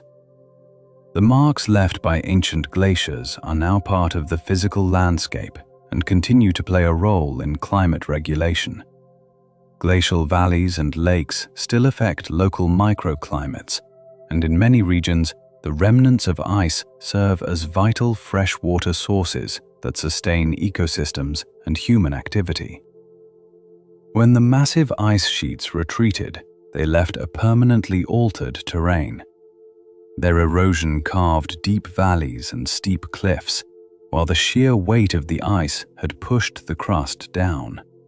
As the ice melted, the crust slowly rose, raising former sea levels and changing the height of coastlines over centuries. The flood of meltwater that followed inundated low-lying coastal areas, creating broad inland seas and the famous fjords of Scandinavia, New Zealand, and parts of North America. Those deep, glacially carved inlets, later filled with water, now form some of the most striking coastlines on the planet. Along the new shorelines, the retreating glaciers deposited unsorted debris, moraine, gravel, and silt that later became moraines and drumlins, sometimes extending into the sea. Waves and tides reworked these deposits, shaping barrier islands, deltas, and estuaries that characterize many post-glacial coasts today. These features provide rich habitats for a wide variety of plants and animals, showing how the legacy of glacial processes still influences ecology. The combination of crustal uplift and sediment buildup produced complex coastlines with fjords, estuaries, and barrier islands that define many celebrated shorelines. These landscapes stand as testimony to the immense power of ice and the ongoing dynamics that continue to remodel Earth's surface long after the glaciers vanished. Permafrost and related post-glacial processes have also left a deep imprint on cold regions. The permanently frozen ground underlies polar and subpolar areas, stabilizing soils and rocks while limiting erosion. Yet it creates distinctive forms such as polygonal ground, pingos, and thermokarst. Repeated cycles of freezing and thawing over millennia fracture and reshape the terrain. Processes linked to permafrost, like frost heave, which lifts soil and stones as water expands, produce patterned ground, sorted circles, and ridges. Understanding how glaciers forged today's coasts reveals the continuing geological activity and the ever-changing nature of the planet's boundaries. These patterns reveal the ongoing clash between permanently frozen ground and seasonal temperature swings. When permafrost thaws, thermokarst landscapes develop, uneven hollows, depressions, and a bumpy surface caused by ground subsidence. Such features reshape the terrain and alter the hydrology, forming lakes, ponds, and wetlands that become crucial habitats. The stability and spread of permafrost are tightly linked to climate. Cold intervals of the last ice age dramatically expanded its reach, while temperature fluctuations intensified periglacial processes, carving intricate surface designs and influencing sediment and water movement. These processes also redistributed sediments and organic matter, affecting local ecosystems and the carbon cycle. At the close of the last ice age, a warming climate set the permafrost melting in motion, releasing stored greenhouse gases and rapidly reshaping the land. The interplay of permafrost and periglacial activity illustrates a world constantly reshaped by climate swings, ice, soil, and water. Their legacy shows how the Earth's surface responds to cycles of freezing and thawing, leading to the climatic shifts that ended the Ice Age and ushered in a warmer world. The end of the Ice Age was marked by a series of profound climate changes that transformed the planet's surface and atmospheric conditions. Gradual warming disturbed the delicate balance that had maintained glacial cold. A notable rise in global temperature triggered the retreat of massive ice sheets across North America, Eurasia, and other regions.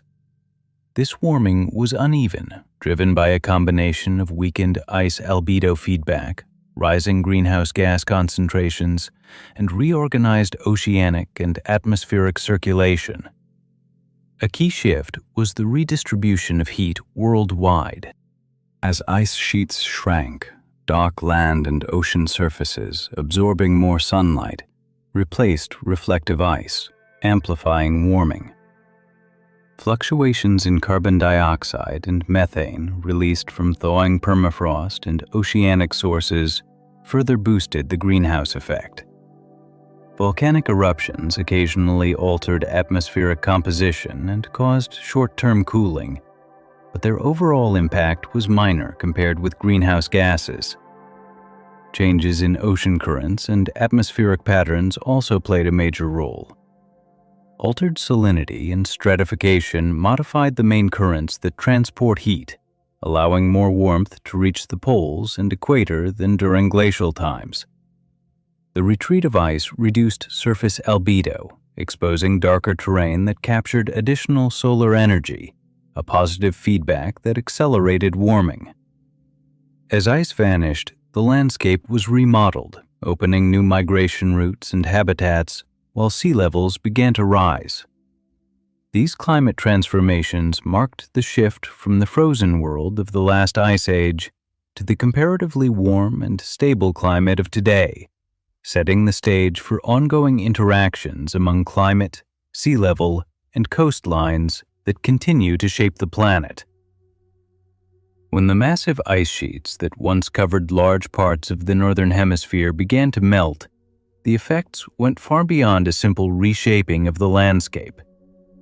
Their disappearance lifted the global sea level, dramatically altering coastlines and even the outlines of whole continents. During the glacial periods, huge volumes of water were locked in the ice, causing the oceans to recede. As the climate warmed, that water returned to the seas, triggering rapid and sometimes abrupt rises in sea level. These rises instantly reshaped coastlines around the world. Areas that had been submerged or hidden beneath ice suddenly became shallow seas or fertile coastal plains, while other regions were flooded anew. The constant shifting of shorelines altered sediment deposition, erosion patterns, and the distribution of ecosystems. For both land and marine-dwelling species, the moving coast forced habitats to disappear in some places and appear in others, compelling organisms to adapt, migrate, or face extinction. Early humans either gained access to new resources or lost familiar hunting grounds. In the oceans, changes in water depth and salinity gradients affected nutrient flows and the structure of marine communities. The melting ice also released fresh water into the oceans, temporarily disrupting established currents and influencing the global climate system. These disturbances reshaped regional weather patterns and fed back into longer-term climate cycles. Overall, the retreat of the ice sheets acted as a catalyst for profound changes in coastlines, sea level, and ecological dynamics, a transformation that still shapes the Earth's surface today. As the planet moved from a glacial to an interglacial phase, small shifts in Earth's orbit and atmospheric composition sparked these changes. New habitats emerged, physical geography was reconfigured, and opportunities arose for diverse ecosystems to flourish. Freshwater influx reshaped river networks, creating fertile floodplains and wetlands that became hotspots for plant growth and boosted terrestrial biodiversity. Exposed land first welcomed hardy grasses and shrubs, laying the groundwork for more complex ecosystems that attracted herbivores and later predators. The spread of vegetation provided essential energy, spurring herbivore populations and reshaping food webs. When temperatures and precipitation stabilized, forests returned, offering dense habitats for countless species. From an ecological perspective, the end of the last ice age marked a pivotal turning point toward greater biodiversity. Cold-adapted species either retreated northward or withdrew into refugia, while others began to develop traits suited to warmer conditions. The shifting climate generated evolutionary pressure that spurred both the emergence of new species and the extinction of others, reshaping community composition. These dynamic processes forged a new equilibrium and laid the groundwork for today's complex interglacial ecosystems, underscoring the tight link between climate and life. When the icy grip of the final glaciation weakened, plants and animals found themselves in a dramatically altered world. Species that had thrived in severe cold were forced to adapt quickly or disappear. Many plants migrated toward more favorable zones. Tundra vegetation, for example, moved northward, creating fresh habitats where life had previously been impossible. These migrating plant communities often became the foundation of new ecosystems, supporting herbivores and, subsequently, their predators.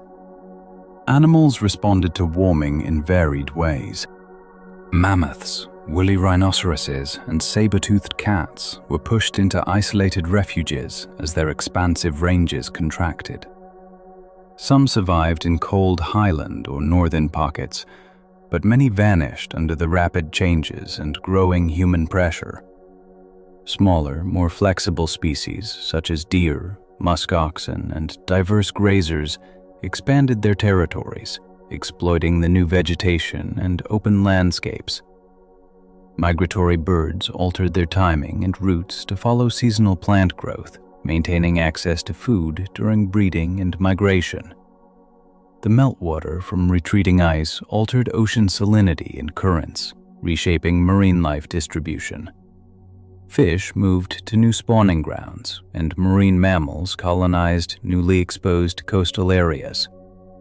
Forests replaced tundra across many regions, offering richer habitats for a wider array of fauna. This fresh environment imposed evolutionary pressure that drove many species toward novel forms and adaptations. The swift environmental changes brought both resilience and vulnerability. Some species displayed remarkable flexibility, while others suffered irreversible loss, ultimately crafting the biological mosaic we see today. The interplay between climatic shifts and biological responses highlights how profoundly the environment steers evolution. Human activity also began to leave its mark at the close of the Ice Age. Armed with simple tools and adaptable strategies, early peoples started to affect the landscape, initially through hunting and gathering. Over time, their actions altered habitats, paving the way for agriculture and permanent settlements. One of the most noticeable impacts on the post-glacial world was the extinction of the megafauna. As humans spread into new territories, hunting helped wipe out many large animals, mammoths, saber-toothed cats, and others. Their loss upset ecological balance, altered plant communities and nutrient cycles, and reshaped the forests and steppes that later formed. The shift to farming marked a turning point. Moving from nomadic gathering to settled agriculture, people began clearing fields, building planting systems, and domesticating plants and animals, dramatically reshaping the landscape. These actions sped up soil erosion, changed local water regimes, and introduced new species that often outcompeted native flora and fauna. Later, urban growth and forest clearing kept remodeling the environment. As populations rose, forests gave way to expanding settlements, and natural habitats shrank. Human activity also fed back into climate systems. Land use changes raised greenhouse gas emissions and could influence climatic patterns and the pace of natural change. Overall, humanity's role in the post-glacial world grew from a passive presence to an active driver of ecosystem transformation. Those early interactions laid the foundation for the complex relationship between people and the environment that still shapes the planet today. And recognizing this link is key to understanding past and future climate dynamics. To pinpoint when the last ice ages ended, scientists use a suite of dating techniques from geochronology and paleoclimatology.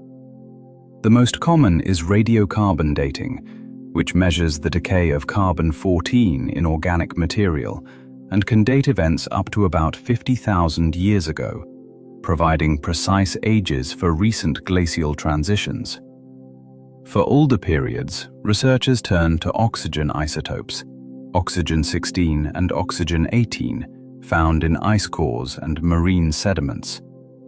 The ratio of these isotopes records fluctuations in ice volume, revealing the timing of glacier advances and retreats with high accuracy. Layered deposits within ice cores also preserve annual and even seasonal information. Changes in dust, volcanic ash, and trapped gas bubbles serve as chronological markers. Volcanic ash layers help tie together different core sections and link ice records to global events.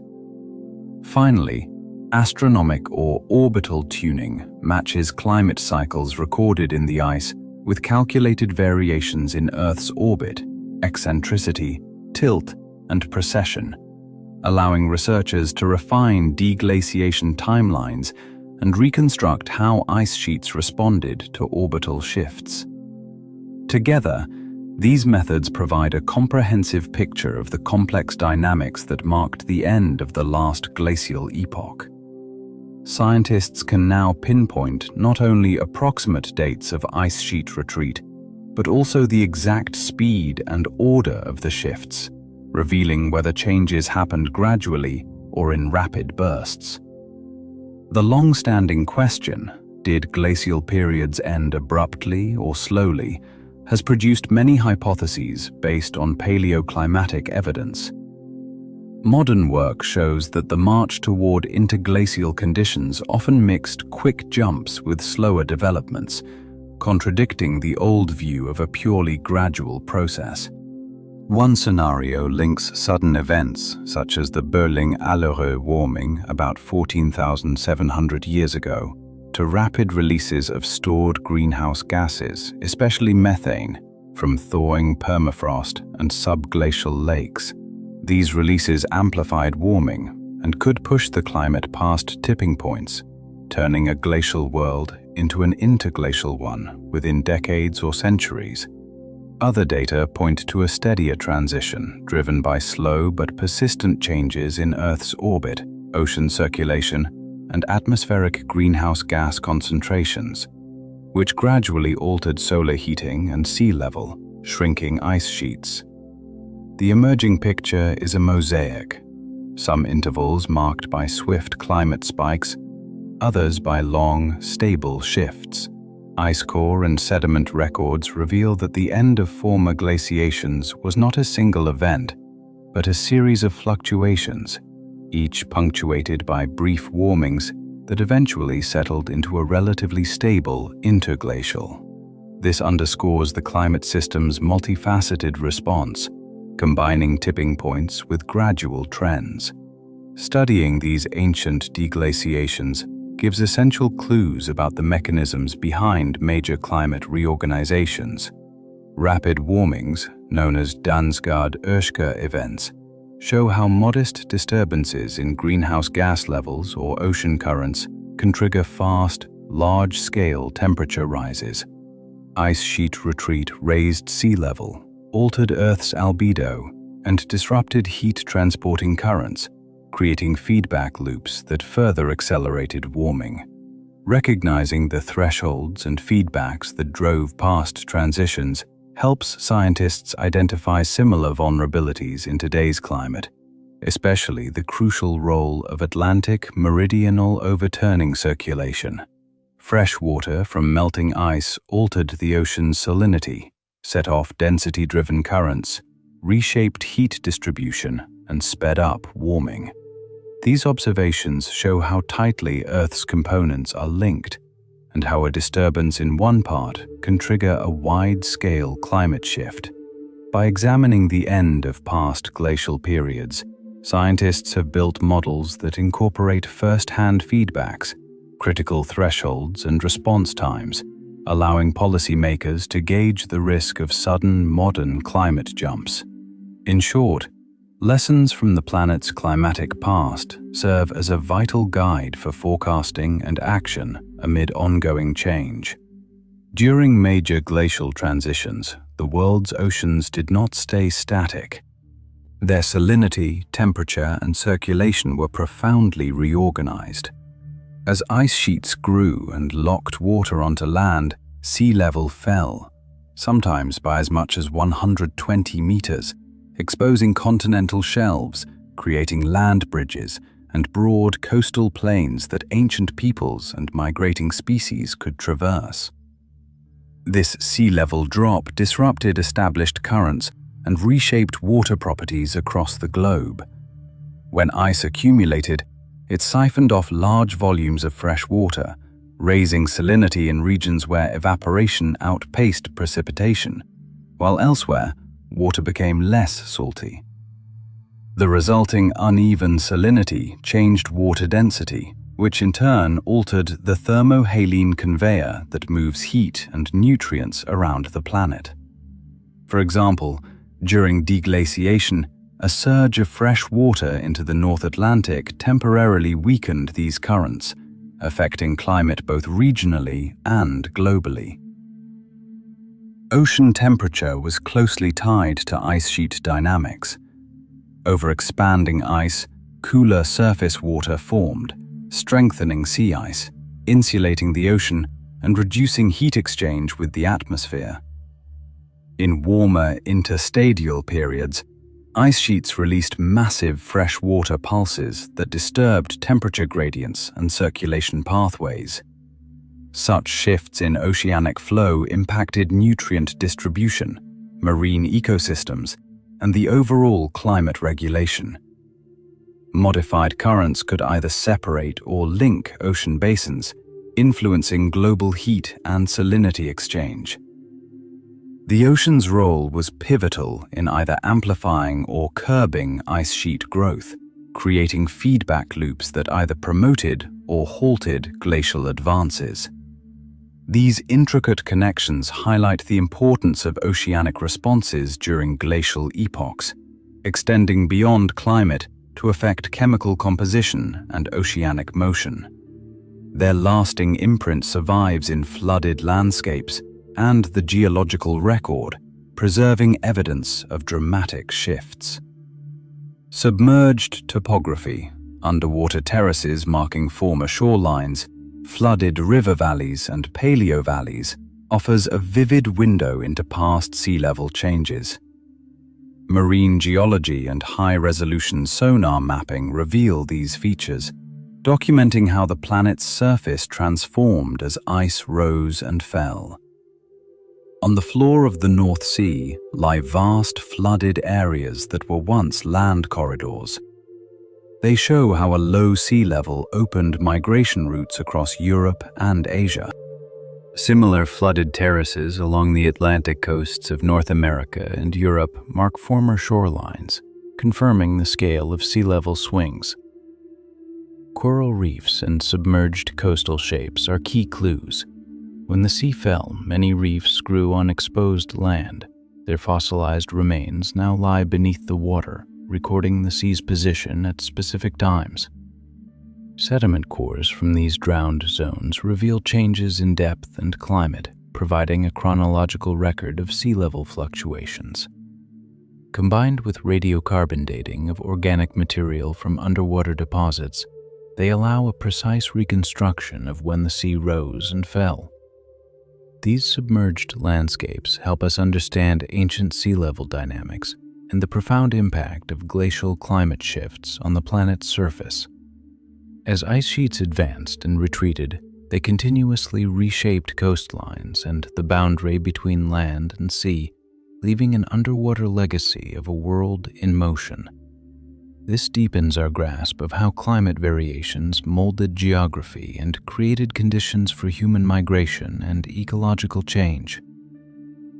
One of the most important outcomes of low sea levels was the emergence of land bridges such as Beringia, which linked Asia and North America.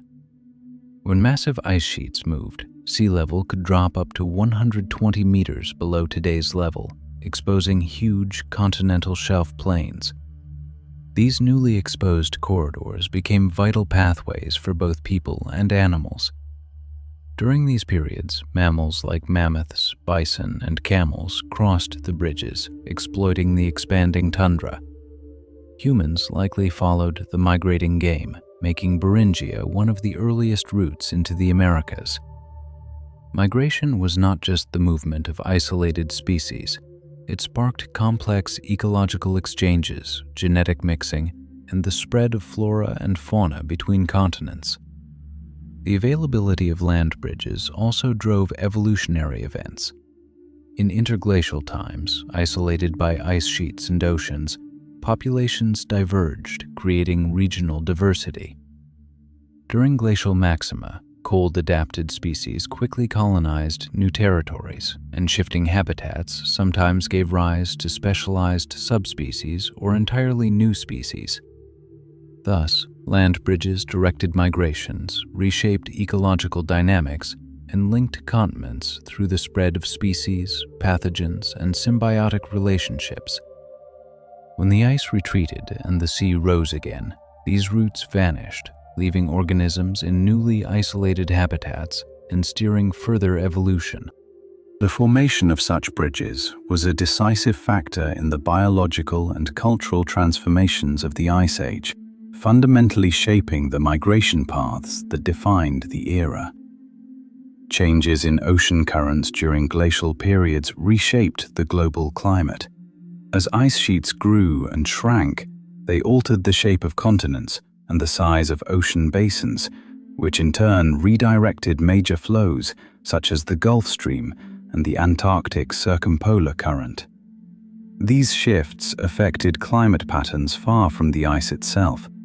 When massive ice sheets built up in the northern hemisphere, they blocked the usual transport of warm equatorial water toward higher latitudes. The Gulf Stream often weakened or changed course, sending less heat to northern Europe and North America and reinforcing colder, more stable glacial conditions. In some areas, the redirected flows cooled surface waters, encouraging sea ice formation and regional cooling. The redistribution of oceanic heat also impacted the thermohaline circulation, the global conveyor driven by differences in water density. During cold spells, increased sea ice formation and fresh runoff from melting ice could disrupt this circulation, creating a bottleneck that slowed heat transport. The resulting slowdown amplified cooling, creating a feedback loop. When the climate warmed and ice retreated, freshwater input fell, the thermohaline conveyor revived, and heat spread more evenly, easing the global chill. Rearranged currents also altered the strength and paths of storms, monsoons, and precipitation, triggering broad ecological and atmospheric changes that affected ice sheet stability and the overall climate system.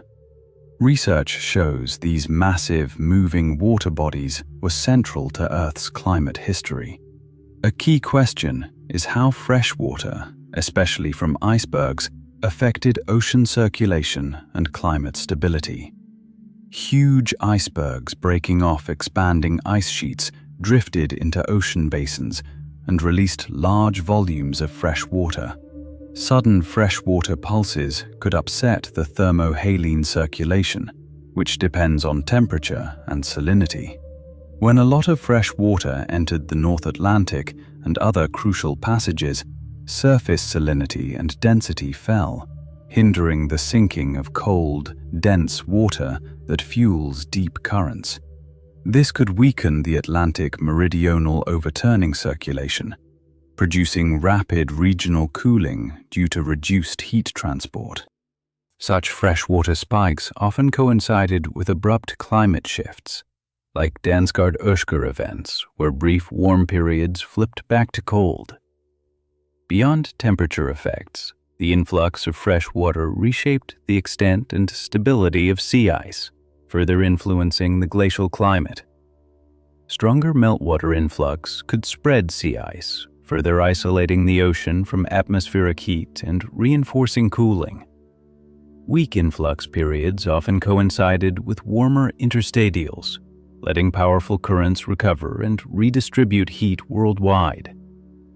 Freshwater from iceberg calving wasn't confined to specific regions. It participated in the cyclical climate variability of the entire glacial age.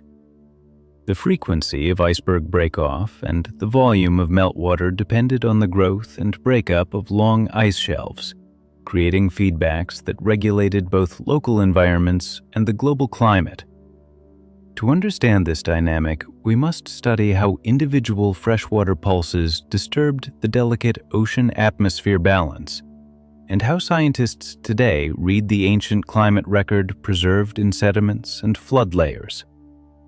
Researchers now use sediment cores and flood layer analysis. Each core is a time capsule, its layers recording centuries of deposition. Particles settled from the water column carry clues, mineral makeup, organic matter, and microscopic fauna. By examining layer composition and order, scientists infer changes in ocean productivity, circulation routes, and ice cover extent. Variations in microfauna types and abundance reveal shifts in nutrient availability and water temperature, enriching the picture of the ancient ocean.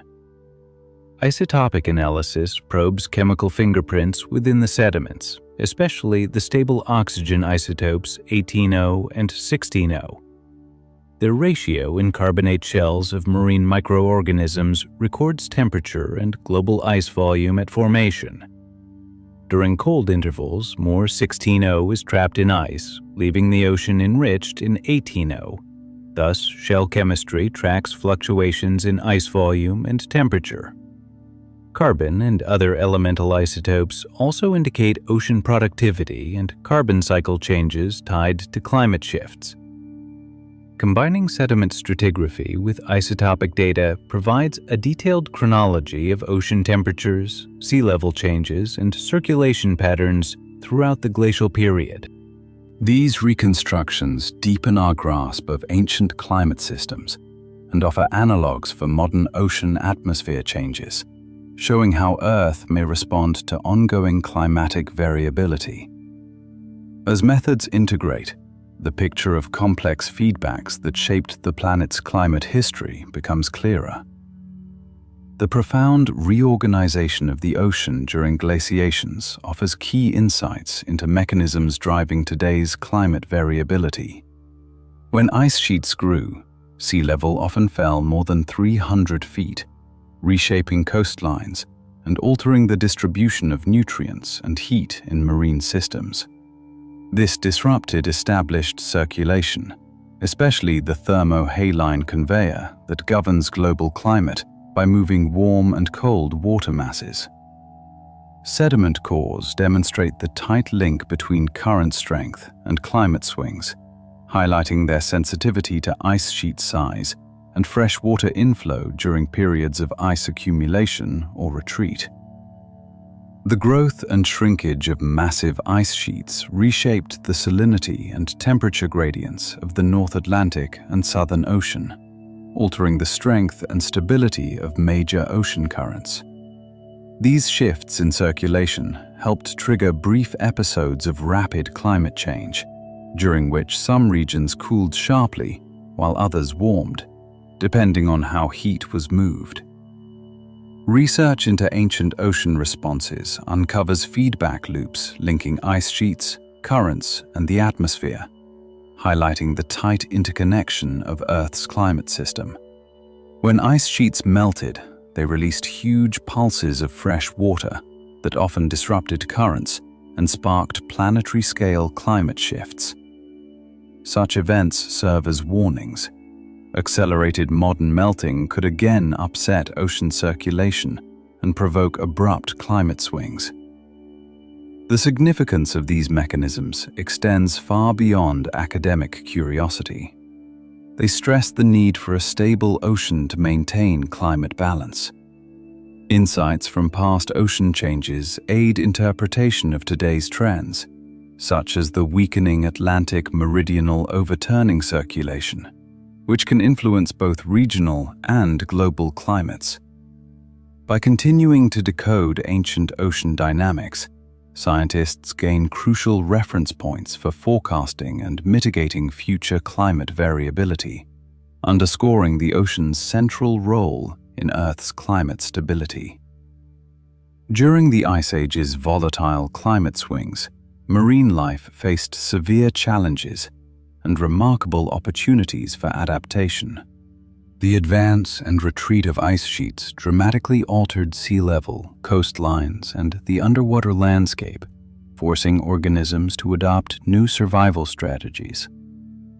Many species migrated long distances, tracking suitable temperature zones. As ice expanded, tropical inhabitants moved toward colder northern or southern waters, while retreat opened new continental shelves and shallow seas for colonization. Physiological traits proved decisive. Cold-adapted species grew thicker insulation, blubber, or sturdier shells to withstand low temperatures.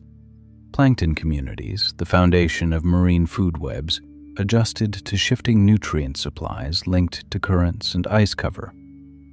Seasonal pollinias, open water pockets within sea ice, became vital feeding and breeding grounds, sustaining diverse assemblages even in icy conditions. Ice sheet dynamics not only defined habitats, but also shaped ecological interactions. After ice receded, newly available habitats were quickly populated by benthic and pelagic organisms, and isolated groups sometimes evolved into new species. Conversely, extensive glaciations reduced open water, limiting movement and genetic exchange, leading to sharp population declines and local extinctions. The resilience of marine life amid these changes highlights the close relationship between cryospheric dynamics and biological adaptation, leaving clear traces in the fossil record that inform our understanding of ancient environments. Marine organisms' reactions to glacial changes not only reveal the history of life, but also help forecast how today's climate will affect ocean ecosystems. Studying the techniques scientists use to uncover ancient records shows that decoding the frozen past is essential for understanding the future of Earth's water and ice worlds.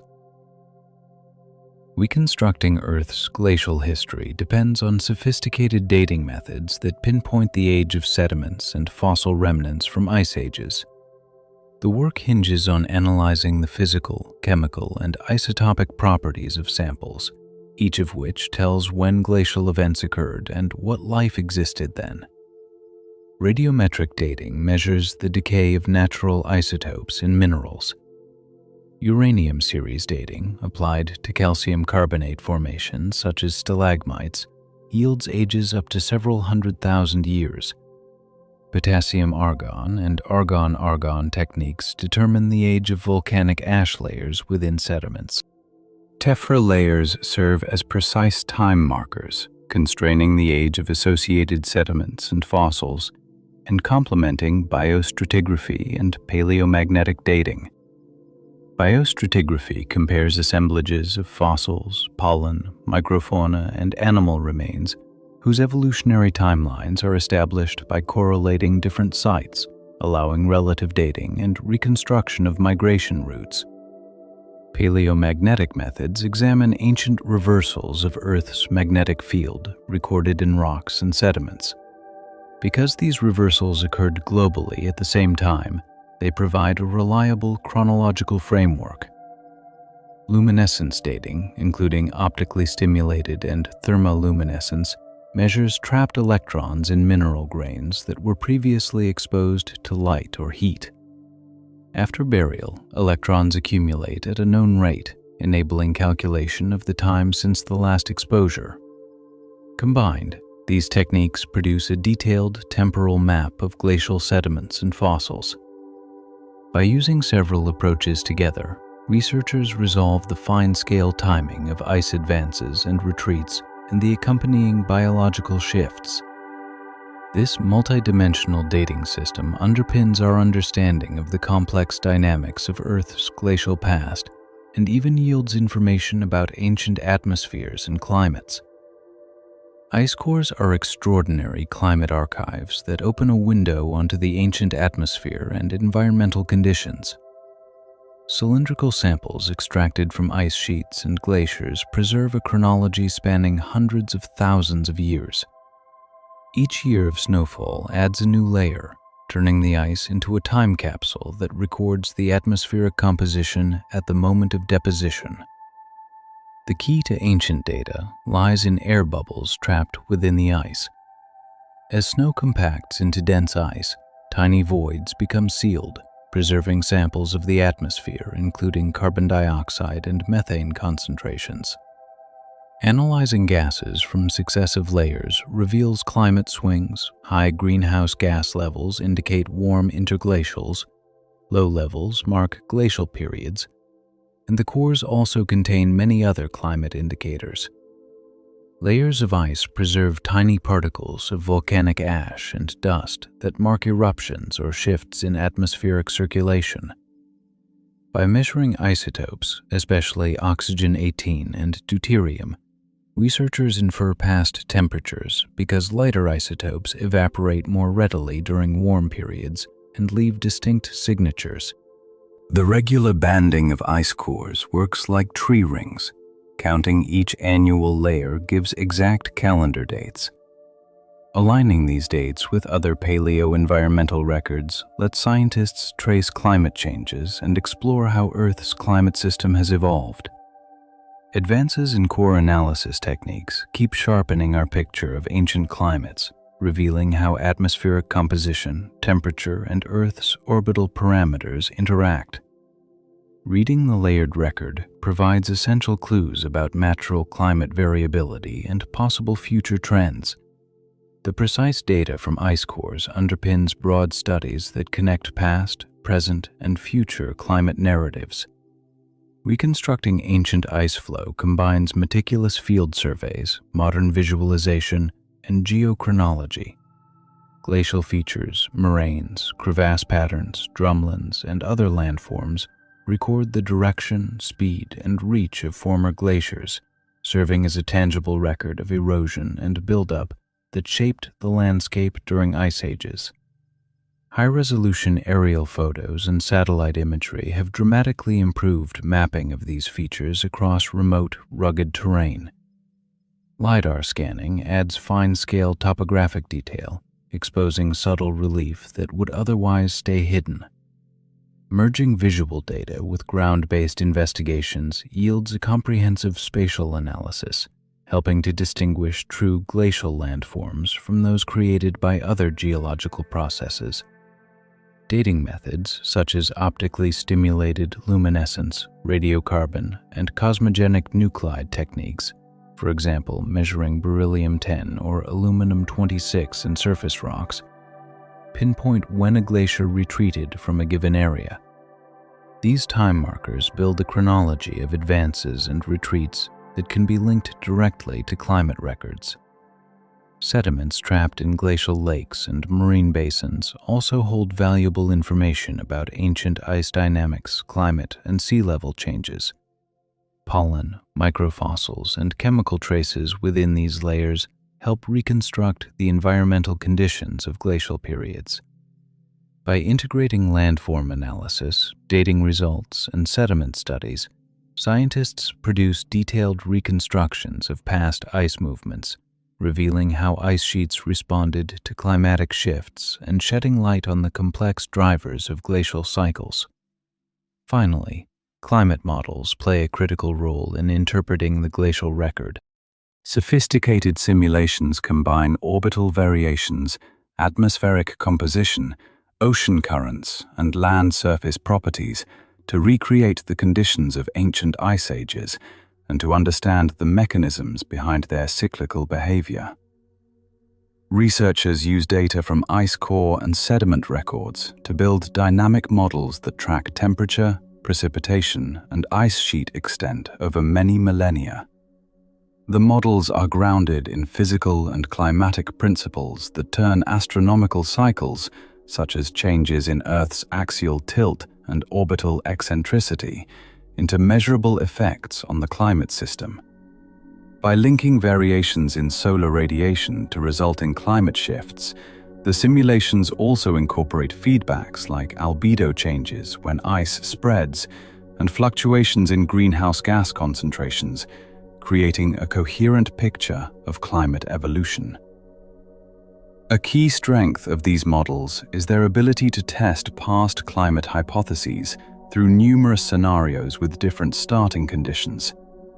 This approach pinpoints the main drivers of glacial-interglacial cycles and clarifies how volcanic aerosols, oceanic heat transport, and other factors amplify or dampen climatic signals. It also reveals regional differences, explaining why some areas experienced intense glaciation while others remained relatively stable, and helps interpret local geological and paleontological evidence. The process, however, is extremely complex. Model accuracy hinges on the quality and resolution of the input data, which often contain uncertainties. Fully reproducing Earth's climate system, especially the interaction between ocean and atmosphere, demands massive computational power. Although models are continually improving, scientists keep refining them to capture intricate feedbacks and the long timescales of ice age cycles. Reconstructing ancient glacial environments is akin to solving a delicate puzzle, made harder by the scarcity and fragility of surviving clues. A major obstacle is the incompleteness of the geological record. Erosion, sediment accumulation, and tectonic shifts can erase or distort critical traces, leaving gaps in the chronology. Glacial deposits and landforms may be buried under newer layers or destroyed outright, complicating precise climate reconstruction. Accurate dating presents another challenge. Radiocarbon analysis revolutionized the field, but has limits for older samples, often yielding ages that are too broad to resolve detailed climate and ecological changes. The preservation of organic material, plants, bones, and other remains depends on acidity, moisture, and temperature, which can either safeguard or rapidly degrade the evidence. Moreover, the heterogeneous nature of glacial environments adds further difficulty as climate varied unevenly across the planet. Regional differences in temperature, precipitation, and ocean currents created a mosaic of habitats, forcing researchers to piece together data from many sites, each with its own preservation quirks. In the later stages of the Ice Age, distinguishing natural climate variability from emerging human influence becomes especially problematic, adding another layer of complexity to environmental interpretation. Indirect indicators such as the isotopic makeup of ice cores or sediment layers inevitably add uncertainty. Because many factors influence them, turning these signals into precise environmental parameters remains difficult and demands a careful interdisciplinary effort, bringing together geology, chemistry, biology, and modern technologies to unravel ancient frozen worlds despite the challenges of reconstruction. Recent technological advances have reshaped our view of the Ice Age past. Satellite imagery and airborne LiDAR have revolutionized the mapping and monitoring of vast ice sheets and glacier motion, delivering high-resolution pictures that show sheet margins, flow paths, and surface forms, and that reveal subtle changes over decades and centuries that once went unnoticed. Such data are essential for grasping how ice masses grow, shrink, and interact with their surroundings, and they illuminate the dynamics of past glacial periods. Improved radiometric methods, including uranium series dating and optically stimulated luminescence, have sharpened the chronology of glacial events and climate swings. More accurate ages for cores, sediments, and fossil remains now allow researchers to line up climate shifts with geological and biological responses, a key step in reconstructing the timing and rates of ice sheet advances, retreats, and associated ecological changes. Analysis of ice cores, supported by advanced drilling techniques, provides a priceless record of atmospheric composition, temperature, and greenhouse gas concentrations over hundreds of thousands of years. Deep cores from Greenland and Antarctica have captured fine variations in carbon dioxide, methane, and other gases throughout glacial interglacial cycles, directly linking them to climate fluctuations. Coupling isotopic studies with core data reveals temperature swings and their ties to solar insolation and other external forces. Computer modeling has become indispensable for reproducing ice sheet behavior and its climate connections. High-performance supercomputers build complex models that incorporate ocean currents, atmospheric circulation, and feedback mechanisms, testing hypotheses about the drivers of glacial cycles, forecasting future changes, and integrating field observations into a cohesive framework. These tools have turned Ice Age research into a rigorous, quantitative science, offering detailed reconstructions of ancient environments, deepening our grasp of the processes that sculpted Earth's icy landscapes, and improving predictions of future climate trends. Fully understanding the intricacy of the Ice Ages requires a genuine interdisciplinary approach. Climatology supplies the foundation for interpreting temperature oscillations, orbital variations, and greenhouse gas levels that governed glacial-interglacial alternations. Paleoclimatology, through ice core and sediment records, reconstructs past climates, tracking changes in atmospheric composition, temperature, and even volcanic activity that impacted the environment. Geology and geomorphology expose how glaciers over millennia carved valleys, built mountains, and deposited sediments, shaping the terrain we see today. Ice sheet changes not only record the movement of glaciers, but also shape sea level and coastlines. Glaciology examines how ice builds up, flows, and melts, tying physical laws to the growth and retreat of ice. Biological sciences, especially paleontology and evolutionary biology, track how plants and animals responded to dramatic climate shifts by studying fossils, pollen layers, and ancient DNA preserved in sediments. Archaeology adds the human dimension, revealing how people adapted and survived in changing environments. New technologies have tightened this interdisciplinary teamwork. Remote sensing and computer models now reproduce climate patterns and ice behavior with growing accuracy.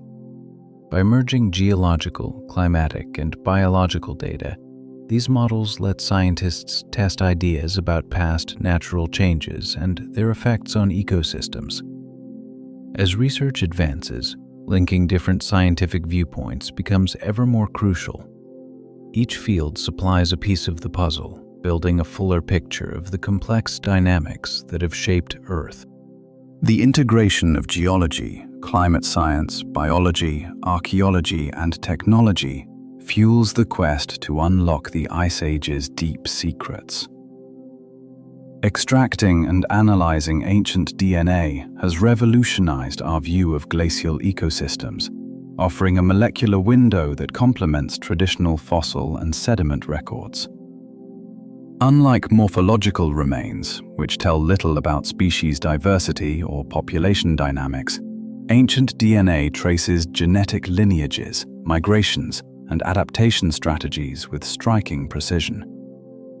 Sequencing genomes from well-preserved specimens, such as bones from permafrost or frozen tissues, reconstructs whole population histories, reveals previously unknown species, and uncovers episodes of hybridization and cold adaptation. Studies of woolly mammoths and ancient horses, for example, show how populations expanded, contracted, and sometimes interbred as the climate changed. Genetic insights explain how species survived shifting conditions, often retreating to refugia or developing special traits, highlighting both the resilience and the fragility of glacial communities. Ancient DNA also clarifies predator-prey relationships, tracking how their numbers rose and fell together over millennia, and helps pinpoint the timing and causes of extinctions, illuminating the tangled interplay of climate and human activity. By feeding molecular data into modern ecological models, researchers can better predict how today's species might respond to environmental pressures, revealing the genetic potential for adaptation that some Ice Age survivors still carry. In short, ancient DNA has turned the story of glacial ecosystems from a static record of physical remnants into a dynamic narrative woven from genetic threads, exposing the evolutionary processes, biodiversity, and survival mechanisms that shaped life in cold landscapes amid relentless climate shifts. As research advances, ancient DNA is steadily revealing how past ecosystems shaped today's biodiversity and how nature reacts to change.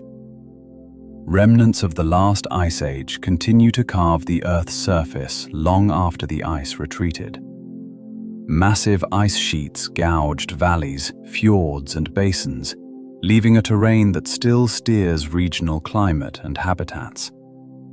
When the weight of the ice lifted, the crust rebounded, a process known as isostatic rebound, raising land, reshaping drainage, and altering the distribution of fresh water, fertile soils, and natural barriers. Those changes directly affect modern ecosystems and human settlements. Glacial landforms such as moraines, drumlins, and outwash plains now host unique plant and animal communities adapted to their specific conditions. Nutrient-rich glacial deposits support diverse flora and the animals that depend on it. In many regions, those fertile soils underpin agriculture, showing how ancient ice processes still sustain human livelihoods. Meltwater from lingering ice feeds rivers and lakes, maintaining aquatic connections and biodiversity. Where glaciers once stood, their melt continues to sustain freshwater ecosystems, guide fish migrations, and provide water for nearby communities.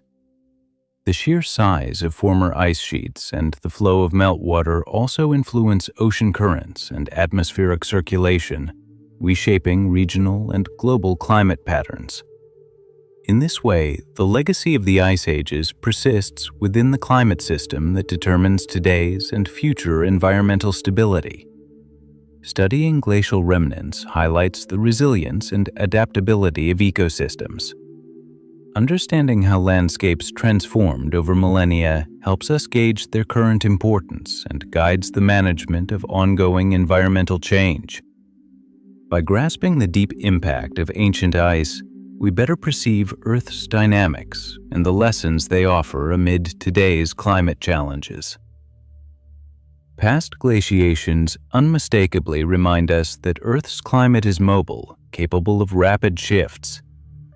Research into frozen epochs uncovers the mechanisms behind climate variability and the tenacity of life in extreme conditions.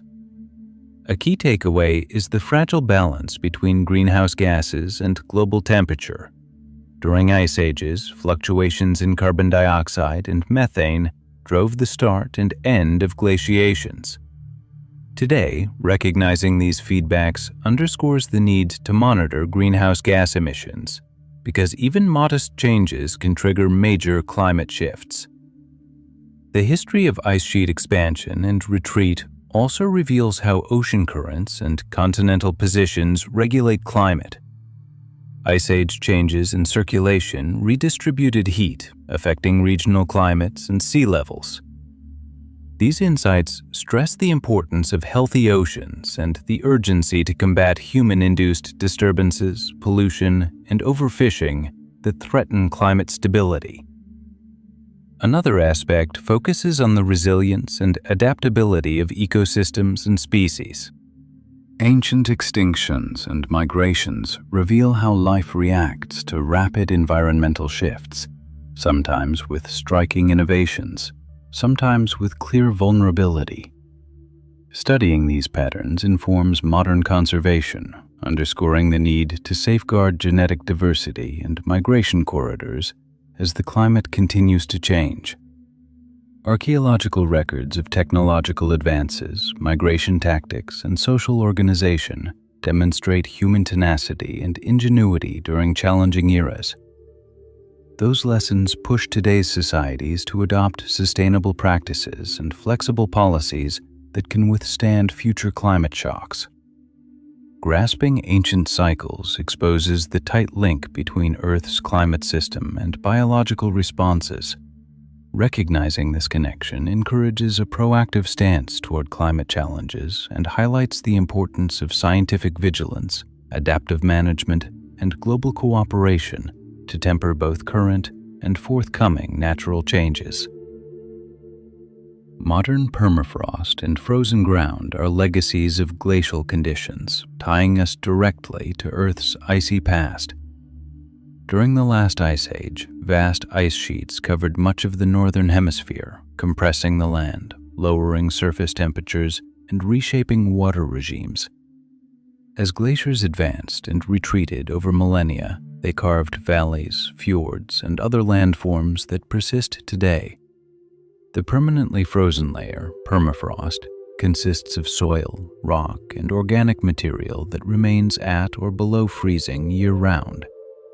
Its formation is closely tied to the cold, stable climate of glacial periods, which prevented thawing and trapped ancient organic matter, including plant and animal remains.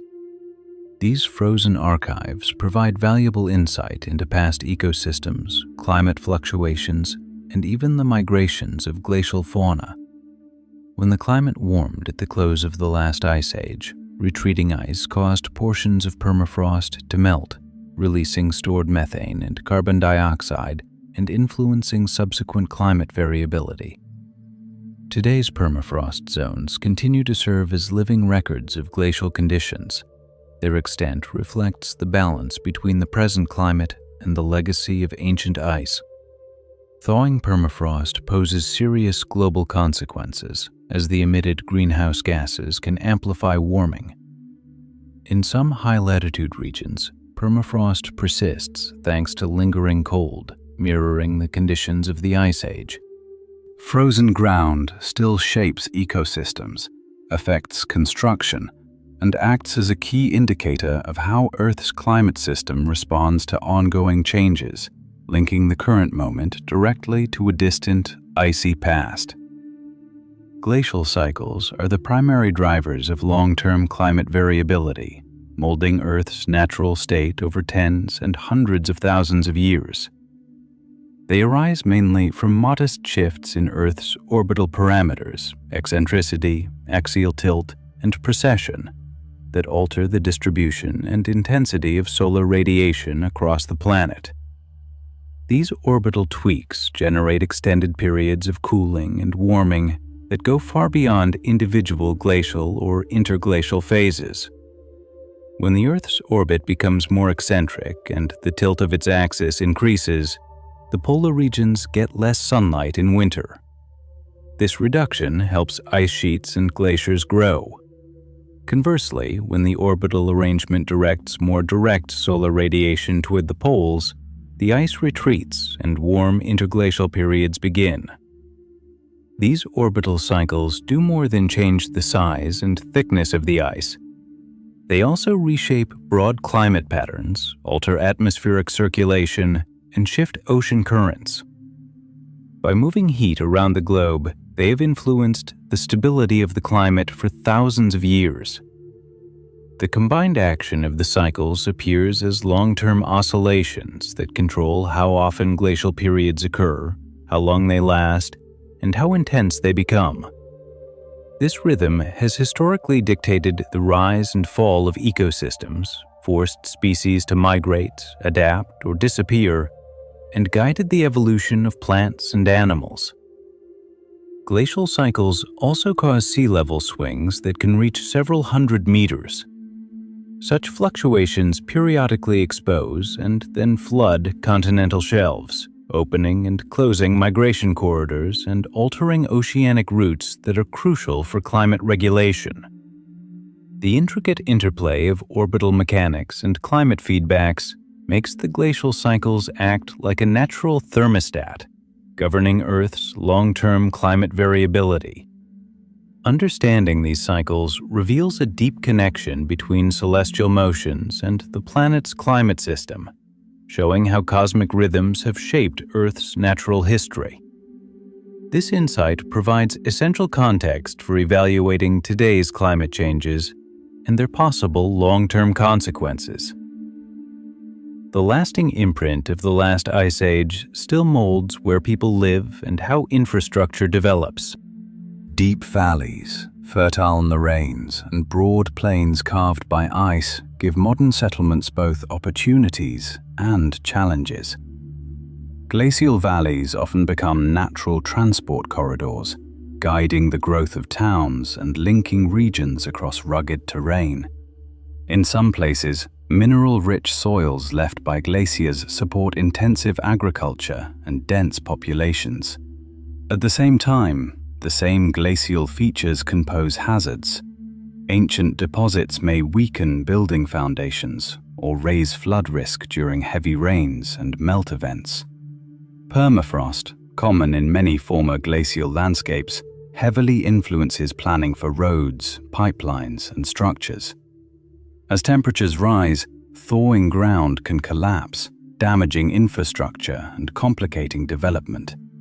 Managing these risks requires a careful balance between using the glacial legacy and mitigating its dangers. The distribution of remaining glacial forms also affects water resource management. Moraines and drumlins often act as natural aquifers, storing fresh water, yet their uneven terrain makes drainage and flood protection difficult.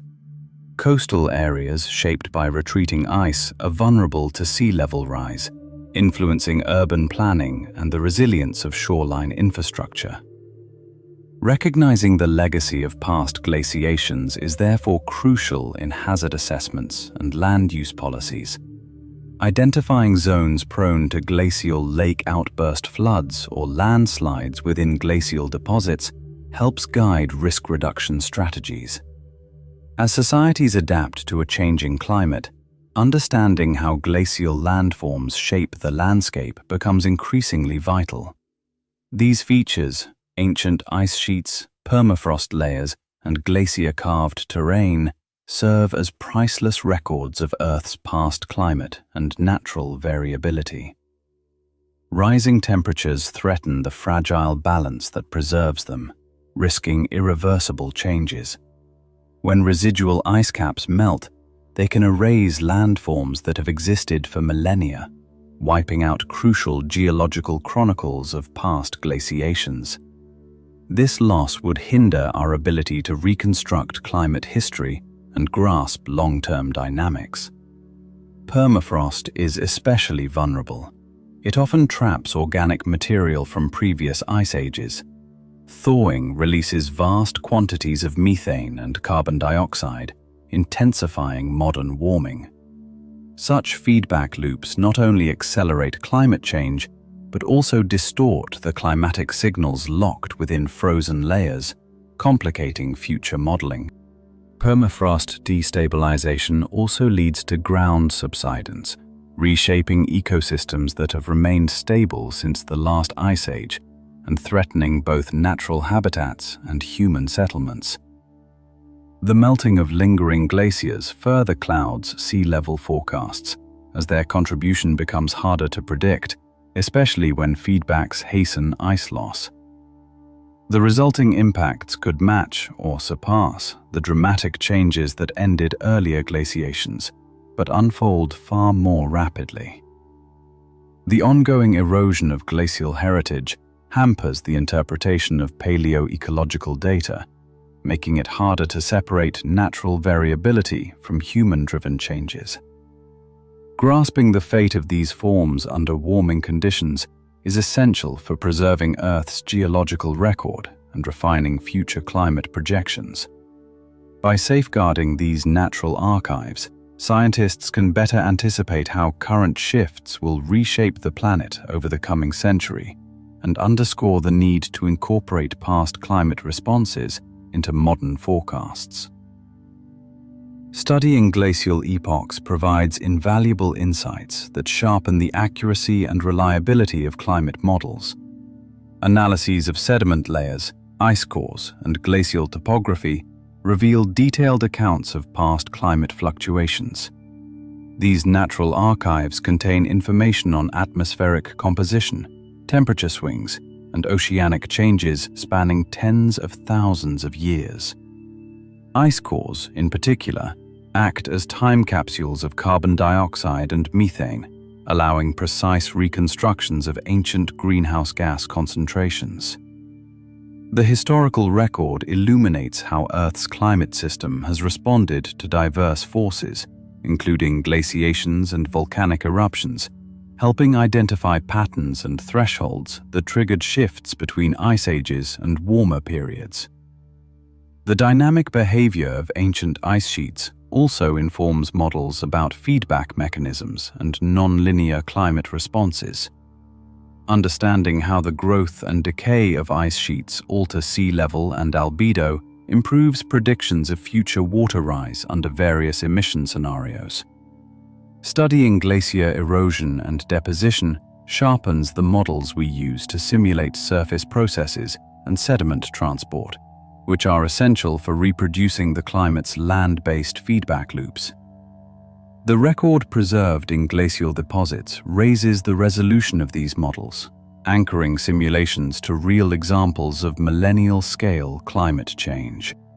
By placing the data in its historical context, researchers can gauge how sensitive the models are to different forces, making future forecasts more reliable and deepening our grasp of the timing and scale of upcoming climate shifts. As the models improve, they capture the intricate interplay among the atmosphere, oceans, and continents with growing accuracy. Thus, research into past glacial periods does more than unveil Earth's climatic past. It builds the foundation for anticipating and managing future challenges. Glacial deposits are priceless archives of the planet's geological and natural history, playing a key role in locating and managing natural resources. They consist of sediments, moraines, and other material left behind by ice sheets and glaciers, and they hold rich details about ancient climates, vegetation, and mineral distributions. Geologists rely on these clues to pinpoint regions rich in ore, coal, and hydrocarbon deposits, because the processes of ice erosion and accumulation often concentrate valuable minerals in specific zones, making them prime targets for exploration. Beyond mineral wealth, glacial sediments help identify groundwater horizons and underground water reserves. The porous, permeable layers formed by meltwater channels and moraine plains can store substantial volumes of fresh water. Understanding the stratigraphy of these deposits clarifies the boundaries of aquifers and enables assessment of sustainable withdrawal, especially where modern water supply depends heavily on ancient glacial formations. The legacy of glacial deposits also shapes land use planning and environmental management. Areas blanketed by moraines and sediments vary in soil fertility and stability, influencing agriculture and construction. Knowledge of the extent and composition of these deposits guides responsible land use, helping prevent subsidence and erosion. In coastal zones, remnants of glacial sediments factor into sea level rise assessments, informing predictions of shoreline movement and the design of protective measures. Ecologically, the study of glacial deposits aids conservation efforts. By analyzing the ancient conditions locked within them, scientists gain insight into how ecosystems responded to past climate fluctuations, which in turn informs strategies for preserving biodiversity as warming continues. Overall, glacial deposits are not merely frozen relics. They are dynamic records that shape our understanding of natural resources, environmental resilience, and responsible stewardship in a changing world. The interplay of geology and resource needs underscores the importance of these ancient layers, linking long-ago processes to today's demands. Delving deeper into the ice-aged strata has also revealed remarkable fossils and artifacts that have expanded our knowledge of life in the cold past. Among the most significant finds are the massive bones of megafauna, mammoths, mastodons, and saber-toothed cats that illuminate not only the anatomy and adaptations of these animals, but also their ecological roles within glacial ecosystems. Well-preserved mammoth remains from Siberia have revealed details about their diet, migrations, diseases, and injuries, painting a vivid picture of the struggle for survival in harsh Ice Age conditions. Equally significant are the cave paintings of Lascaux, which let us glimpse the cultural life of people from that era.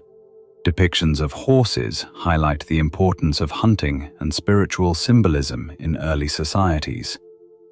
The artifacts unearthed alongside these remains underline the complex relationship between humans and their environment, showing not only survival strategies, but also the emergence of art and ritual practice.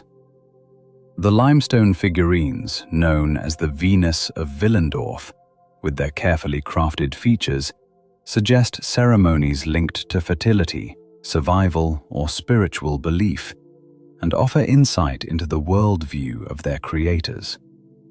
In recent decades, excavations at Altamira and Chauvet have uncovered extraordinary wall paintings, some over 30,000 years old, featuring animals and abstract signs that trace the development of thought and culture. Each new find expands our knowledge of the Ice Age flora and fauna, while highlighting human ingenuity in a demanding world. Fossils and artifacts together act as keys to a long-lost, resilient ecosystem and connect us to that distant past. Among the most important sites is the La Brea tar pit in Los Angeles. Unlike typical sedimentary fossil layers, the pits acted as natural traps, preserving a remarkable cross-section of megafauna and smaller animals, and providing valuable data on biodiversity, ecology, and survival. Sticky asphalt surfaced periodically, ensnaring animals that could not escape, resulting in a unique accumulation of well-preserved bones, many still bearing traces of soft tissue. Research there has broadened our understanding of the fauna beyond mere skeletons, revealing species from mammoths and mastodons to dire wolves, saber-toothed cats, and giant ground sloths, and illustrating intricate predator-prey dynamics. From these remains, scientists have reconstructed food webs, migration routes, territorial behavior, and how animals adapted to climatic shifts and resource changes. Age structures and injury patterns shed light on the challenges of survival and natural stressors. The contextual evidence helped date the rapid wave of extinctions that followed the last glacial maximum, pointing to climate change and human activity as primary drivers. Tools and other signs of human presence in the same layers deepen our grasp of early hunting practices and adaptive strategies in a swiftly changing world. The significance of La Brea extends far beyond paleontological curiosity. The pits open a window onto the fragile balance of Ice Age ecosystems and the rise and fall of megafaunal communities. Their discoveries refine climate models, improve our understanding of extinction dynamics, and illuminate the evolving relationship between humans and nature. Woolly mammoth remains, in particular, have become a cornerstone for studying Ice Age life, offering priceless insight into the environment, ecology, and human interaction during that cold epoch. Well-preserved fossils, often found in permafrost, give an astonishingly detailed snapshot of the species that once roamed the icy plains. Occasionally, alongside bones, soft tissues, hair, and stomach contents survive, allowing scientists to reconstruct not only the appearance of these woolly giants, but also their diet, health, and behavior. Such information deepens our grasp of the ecological webs that supported the megafauna and the climatic conditions of their time. Beyond ecological reconstruction, mammoth remains provide direct evidence of adaptation strategies. Dense fur, thick fat layers, and specialized limb structures reveal evolutionary responses to extreme cold and illustrate the selective pressures of glacial landscapes. These data clarify the broader patterns of adaptation and extinction, especially the disappearance of many mammoth populations toward the end of the Ice Age under the combined forces of climate change and hunting. The significance of these finds extends to our understanding of ancient humans. At numerous sites, tools, weapons, and carvings appear alongside mammoth remains, highlighting the central role of these animals in survival strategies.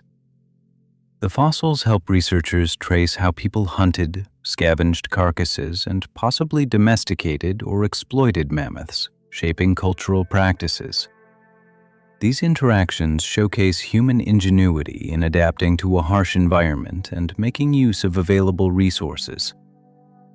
In essence, a woolly mammoth skeleton is far more than a relic. It is a time capsule that reveals the intricate interplay of climate, ecology, and human creativity. Studying them continues to refine the picture of a world reshaped by relentless climatic upheavals, making each discovery a vital piece of the ancient puzzle. Cave paintings and carvings open a remarkable window onto the thoughts and lives of Ice Age peoples, offering insights far beyond mere survival. These artworks display sophisticated cultural expression, spiritual beliefs, social organization, and relationships with the environment. Unlike ordinary artifacts, the images etched or painted on walls tell vivid stories of human experience, depicting animals, hunting scenes, and symbolic motifs. Detailed portrayals of mammoths, bison, and reindeer underscore the central place of these creatures in daily life as sources of food and material and as spiritual symbols. The choice of subjects reflects deep respect for the surrounding world and reveals that ancient people were keen observers of nature. Such works often served ritual or instructional purposes, guiding hunts or strengthening community bonds.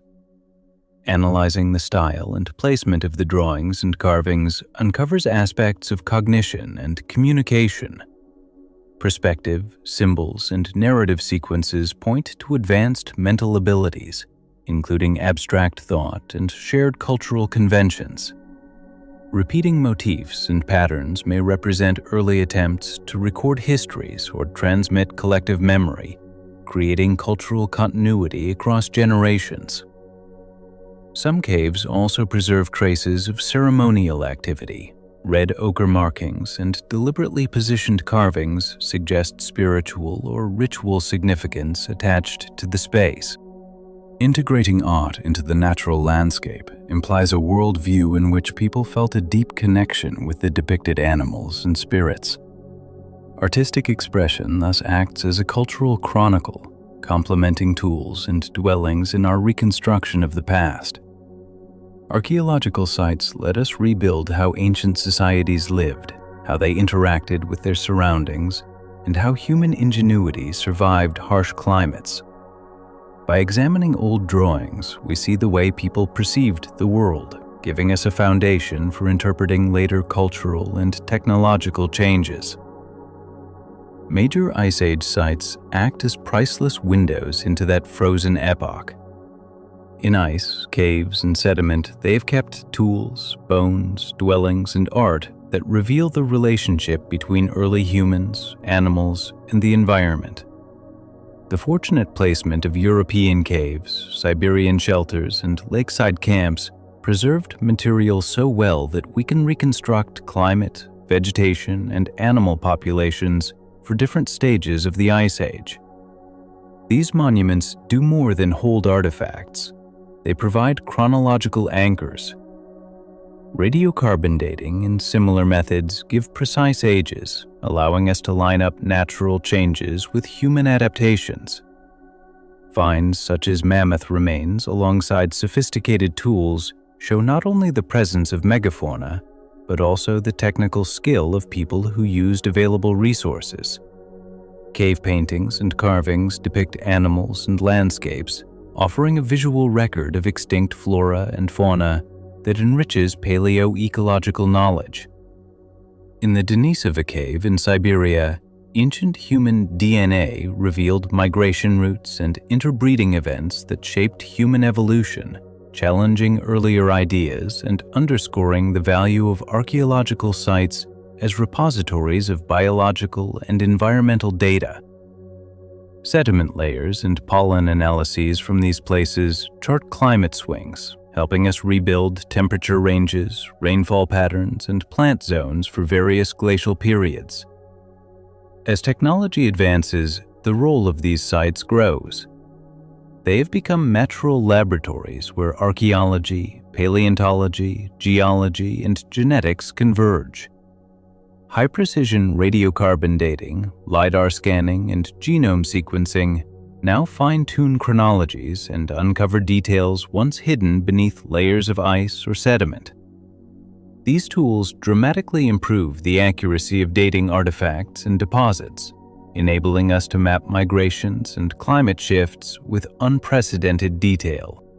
Ancient DNA from humans and megafauna has revealed complex interspecies relationships, migration pathways, and survival strategies that allowed life to persist through glacial fluctuations. LiDAR, originally devised for topographic mapping and military use, has become essential for detecting subtle landscape features concealed by vegetation or ice, further expanding our understanding of the Ice Age legacy. Creating detailed, three-dimensional maps of Paleolithic sites has led researchers to uncover settlements, tool assemblages, and migration corridors that were previously invisible. Early camps have been found in regions once thought unsuitable for life, widening our view of human resilience and adaptability. Multispectral satellite imagery now lets scientists examine sediments and terrain on a large scale, tracing glacier margins and their retreats over thousands of years. At the same time, advances in computer modeling have reshaped the study of ice sheet dynamics. By feeding climate records, ocean currents, and geological data into complex simulations, researchers can recreate ancient scenarios and predict how ice sheets might respond to different forces. These models clarify long-standing debates about the timing and mechanisms of rapid ice advances and retreats, deepening our grasp of ice sheet stability. Genomic techniques have also proved crucial, revealing the genetic diversity and migration routes of both glacial species and humans. Sequencing ancient DNA from well-preserved remains tells stories of adaptation, population bottlenecks, and interspecies connections. Together, these findings have reshaped the timeline of human dispersal and extinction, demonstrating a dynamic interplay between climate and biology. The fusion of new technologies continues to challenge old ideas, spark fresh hypotheses, and promise ever more detailed reconstructions of the frozen past. Interpretations of archaeological and geological data remain a source of heated debate, often producing complex and sometimes contradictory pictures of when, how, and why glaciations occurred. A primary dispute concerns the exact chronology of ice advances and retreats. While radiocarbon dates and ice core records provide important time markers, inconsistencies between methods and gaps in the fossil record mean some scholars doubt that glacial expansions happened synchronously worldwide. These disagreements shape reconstructions of past climate shifts and influence broader models of Earth's climate history. Another ongoing controversy focuses on the drivers of abrupt late Pleistocene climate changes. One camp argues that sudden influxes of fresh water disrupted ocean currents, triggering rapid transitions. The opposing view points to amplified responses to orbital variations or volcanic activity. Each side interprets sedimentary and core evidence differently, highlighting distinct mechanisms for swift climate shifts. Such debates extend beyond academia, affecting how we perceive the stability of today's climate and the potential for sudden changes. The causes of megafauna extinctions also spark discussion. While climate undoubtedly played a role, the impact of human hunting and habitat alteration remains contested, especially given the varied timing of human arrival across regions. These controversies underscore the need to integrate multiple lines of evidence to build a nuanced picture of natural variability and human influence. Ultimately, they reflect the evolving nature of paleoclimatology and the importance of continual research. Scientists keep sharpening their methods and retesting old ideas, which deepens our picture of Earth's ancient climate. Their debates remind us that even well-known discoveries can be reshaped when fresh data appear, highlighting the never-ending evolution of the planet's frozen past. Breakthrough findings act as essential keys to the tangled story of ancient weather, offering insight far beyond the simple timeline of ice advancing and retreating. By precisely dating ancient sediments, ice cores, and fossil remains, researchers reconstruct detailed climate swings that span hundreds of thousands of years. The resulting data expose regular patterns in temperature, atmospheric makeup, and oceanic shifts, and they link orbital cycles, greenhouse gases, and major climate jumps. Exceptionally preserved plants and animals within those layers show directly how ecosystems responded to changing heat and conditions. Shifts in species ranges, migration timing, and extinction events outline the limits of climate endurance and reveal how quickly life can adapt. These clues refine models of how climate variability affects biological resilience and vulnerability, feeding useful predictions for today's warming world.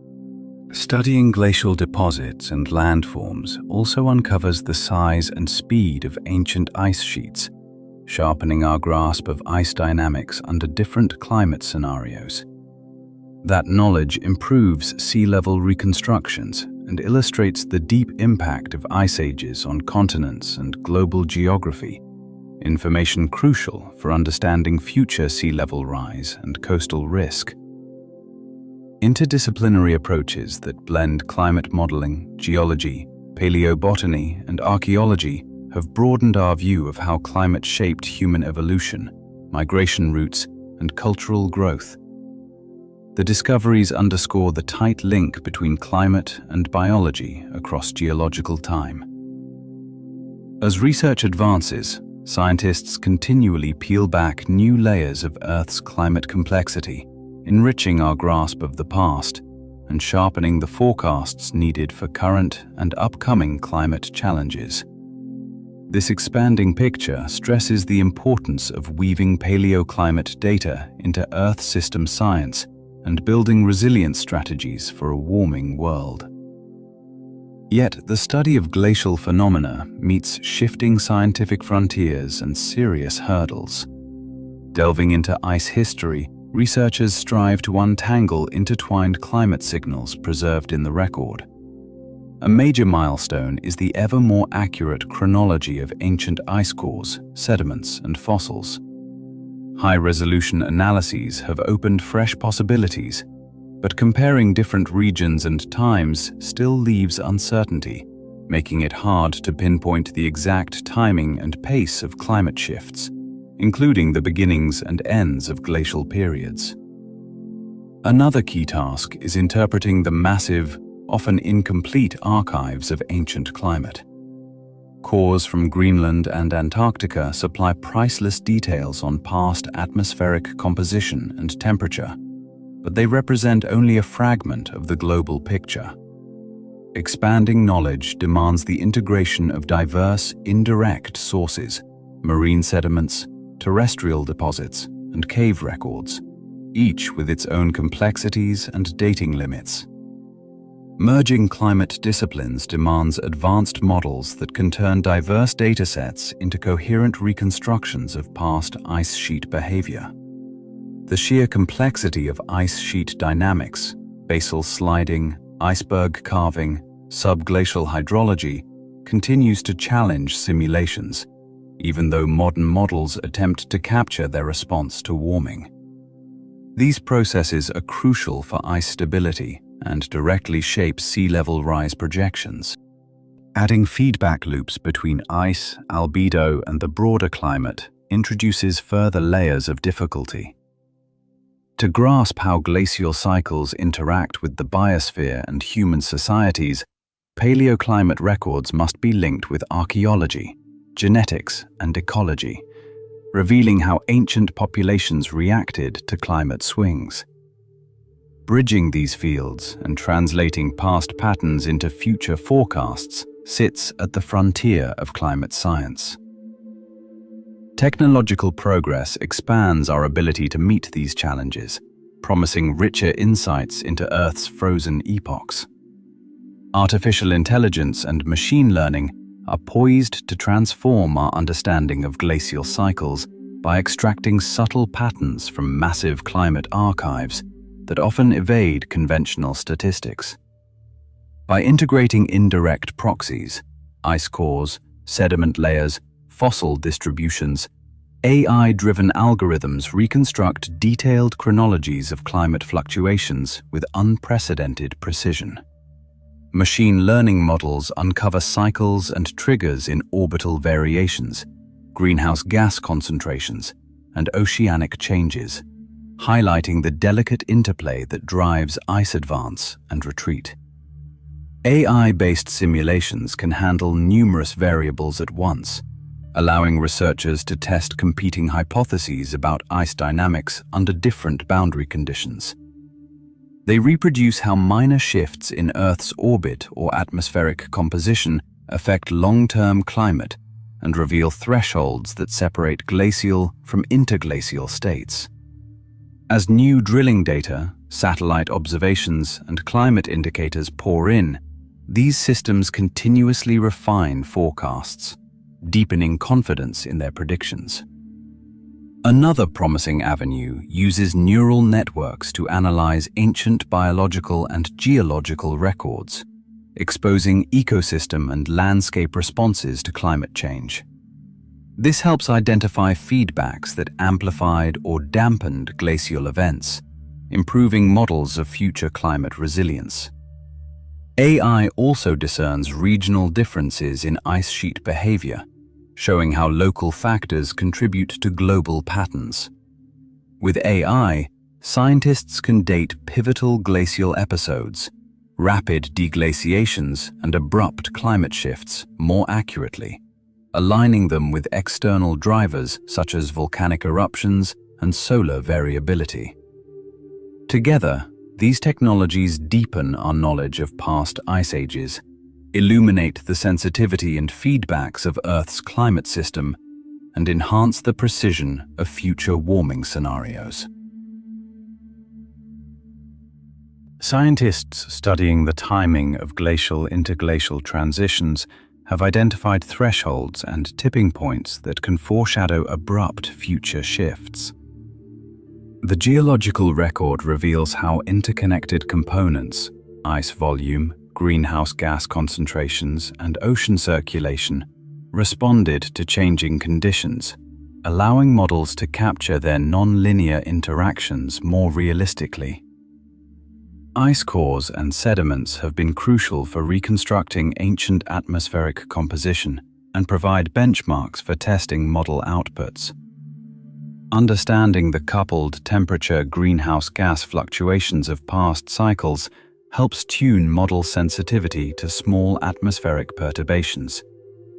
A detailed chronology of advances and retreats also refines predictions of how modern ice masses will react to warming, including the risk of sudden, non-linear melt and its impact on sea level. Paleoecological data on vegetation, fauna, and human populations underscore the importance of ecological resilience and adaptation. These insights improve models' ability to represent climate biosphere feedbacks, such as carbon cycle dynamics. The rapid swings observed during events like the Dansgaard-Oeschger oscillations demonstrate that climate can change faster than linear forecasts anticipate, urging the development of models that can convey abrupt, large-scale transitions. By merging detailed reconstructions with ever-growing computational power and modern observations, climate scientists continually refine representations of Earth's complex, dynamic system. Such enhancements are essential for reliable future projections and help societies prepare for impacts rooted deep in Earth's climatic history. Long-term Earth system models depend increasingly on sophisticated data and an understanding of intricate feedbacks. Paleoclimatic reconstructions from cores, sediments, and other proxies supply vital benchmarks for calibrating models to capture rapid climate oscillations and dramatic glacial cycle shifts. They reveal the tangled relationships among greenhouse gases, orbital variations, and climate response, prompting developers to incorporate these interactions explicitly. Advances in computing enable higher-resolution simulations that resolve small-scale processes, cloud formation, oceanic eddies, permafrost feedbacks, that can amplify or dampen larger climate signals over long periods. Integrating dynamic ice sheet models into broader climate frameworks clarifies how changes in ice volume influence sea level rise and regional climate shifts, producing a more complete picture. Research into Earth's biogeochemical cycles, including carbon and nitrogen flows, has yielded models that more accurately reflect millennial-scale effects of biological productivity and human activity on atmospheric composition.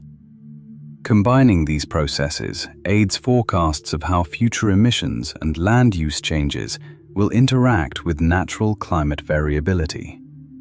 Model validation has also benefited from international collaborations that create shared climate archives and joint computational experiments.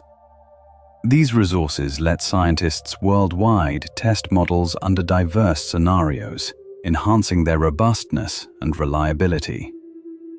The deeper our grasp of Earth's feedback loops, the more accurately models can reproduce the fragile balance of long-term changes. In this evolving field, collaboration among climatologists, geologists, ecologists, and policy experts is essential. Joint work grounds models in empirical data and sharpens forecasts of future climate behavior. International cooperation drives glaciology and climate science, linking researchers across disciplines and borders to uncover the planet's frozen past. The complexity of glacial phenomena, ranging from ice dynamics to paleoclimatic and paleoecological reconstructions, requires diverse expertise and data exchange that no single organization can provide. By pooling resources, scientists undertake large-scale projects such as deep core drilling, global modeling, and high-resolution mapping of ancient landscapes. Within the European Antarctic Drilling Initiative and an international ocean research program, researchers coordinate data collection and analysis, building a coherent picture of climate fluctuations over millions of years. Partnerships also standardize methods, making results comparable across regions and fields. Merging archaeological, geological, and climatic data from many countries improves reconstruction accuracy and reveals human migrations, volcanic activity, and environmental shifts of the Ice Age. These global links speed the spread of discoveries, foster worldwide dialogue, and spark innovation. They often include training programs that boost scientific capacity in less resourced nations, broaden research scopes, and introduce diverse perspectives. Such cooperation is vital for today's climate challenges, as lessons from ancient variability inform future projections. Beyond research, Joint efforts create a shared sense of responsibility for Earth's history and environment. In international networks, scientists, policymakers, and educators lay the groundwork for decisions that balance knowledge with societal needs. Uniting around the study of glacial history deepens understanding and strengthens global commitment to sustainable climate and landscape stewardship. Public awareness and education about glacial epochs can shape policy and conservation. When people comprehend glacier dynamics, past climate swings, and the delicate equilibrium of permafrost, they become active participants in sustainable solutions. Knowing how ancient climate shifts reshaped landscapes and ecosystems underscores the need to protect vulnerable areas for future generations. Teaching the role of glaciers and permafrost in regulating global climate fosters responsibility. For instance, recognizing that thawing permafrost releases methane and other trapped gases highlights feedbacks that can accelerate warming.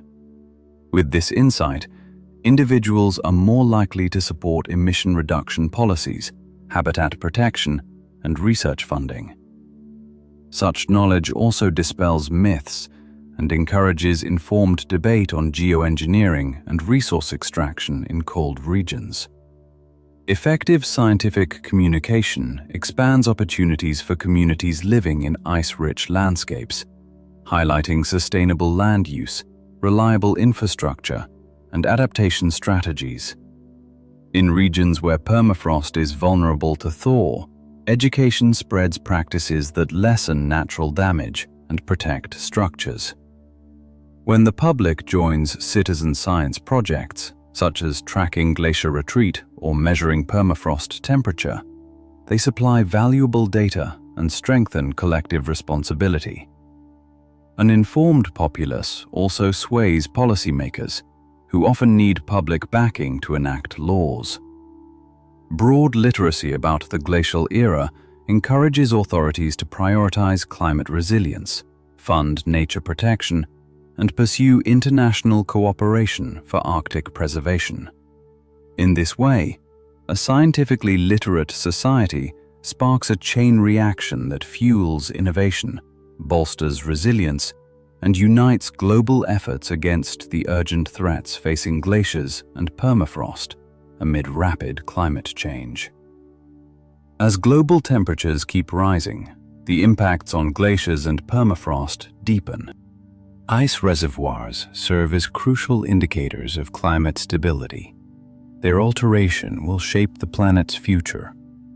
Warming accelerates glacier melt worldwide, raising sea levels enough to reshape coastlines and displace entire communities. The loss of glaciers also shrinks fresh water supplies for millions, affecting agriculture, drinking water, and ecosystems that depend on seasonal runoff. Vast permafrost expanses in polar and subpolar regions are especially at risk.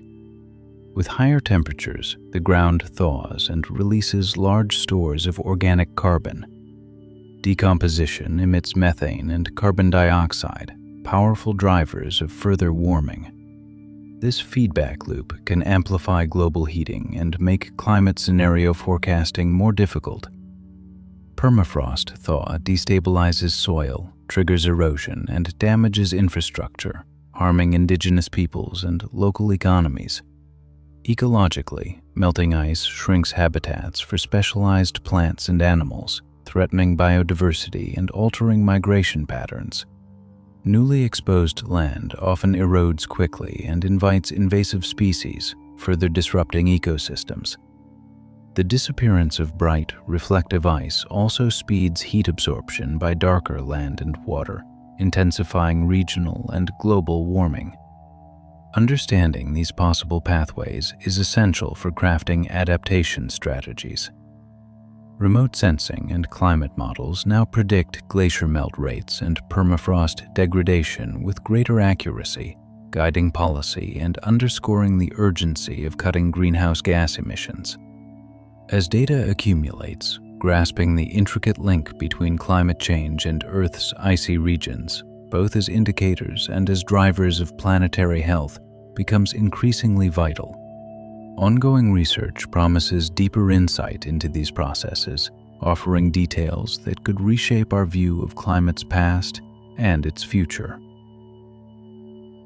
Ongoing research and technical advances are deepening our understanding of past ice ages and suggest that future discoveries could radically reshape how we view Earth's climate history and its future path. Refined paleoclimate proxies, kerogen analysis, sedimentary records, and new isotopic methods promise to sharpen the timing and mechanisms of abrupt climate shifts. Detecting previously unknown volcanic or solar episodes could reveal their role in starting or ending glaciations, and either support or challenge models that focus on orbital changes and greenhouse gas feedbacks. Modern DNA analysis of ancient plants and animals may also revise our view of ecological resilience and extinctions during glacial cycles. New species or genetic data from long-lost organisms could expose unknown adaptation strategies and show how ecosystems reacted to rapid climate swings. These insights will help gauge whether today's species can cope with ongoing climate change. Advances in climate modeling that integrate atmospheric, oceanic, biospheric, and cryospheric interactions are likely to deliver more accurate simulations of ancient climates, uncovering hidden feedbacks, the impact of subglacial lakes, or permafrost dynamics that shaped past transitions. Recognizing these factors could alter our understanding of modern ice sheet stability and the risk of swift ice loss. New drilling projects and remote sensing technologies are expanding the geological record, potentially revealing untouched regions that record regional climate variability and ice sheet behavior. Such findings could overturn the idea of uniform glacial cycles and expose a more complex, mosaic pattern of Earth's freezing history. Ultimately, forthcoming discoveries will deepen our grasp of the intricate web of climate drivers, offering cautionary lessons from the past and guidance for an uncertain future. This knowledge will be invaluable for climate policy, conservation, and a broader appreciation of Earth's dynamic systems.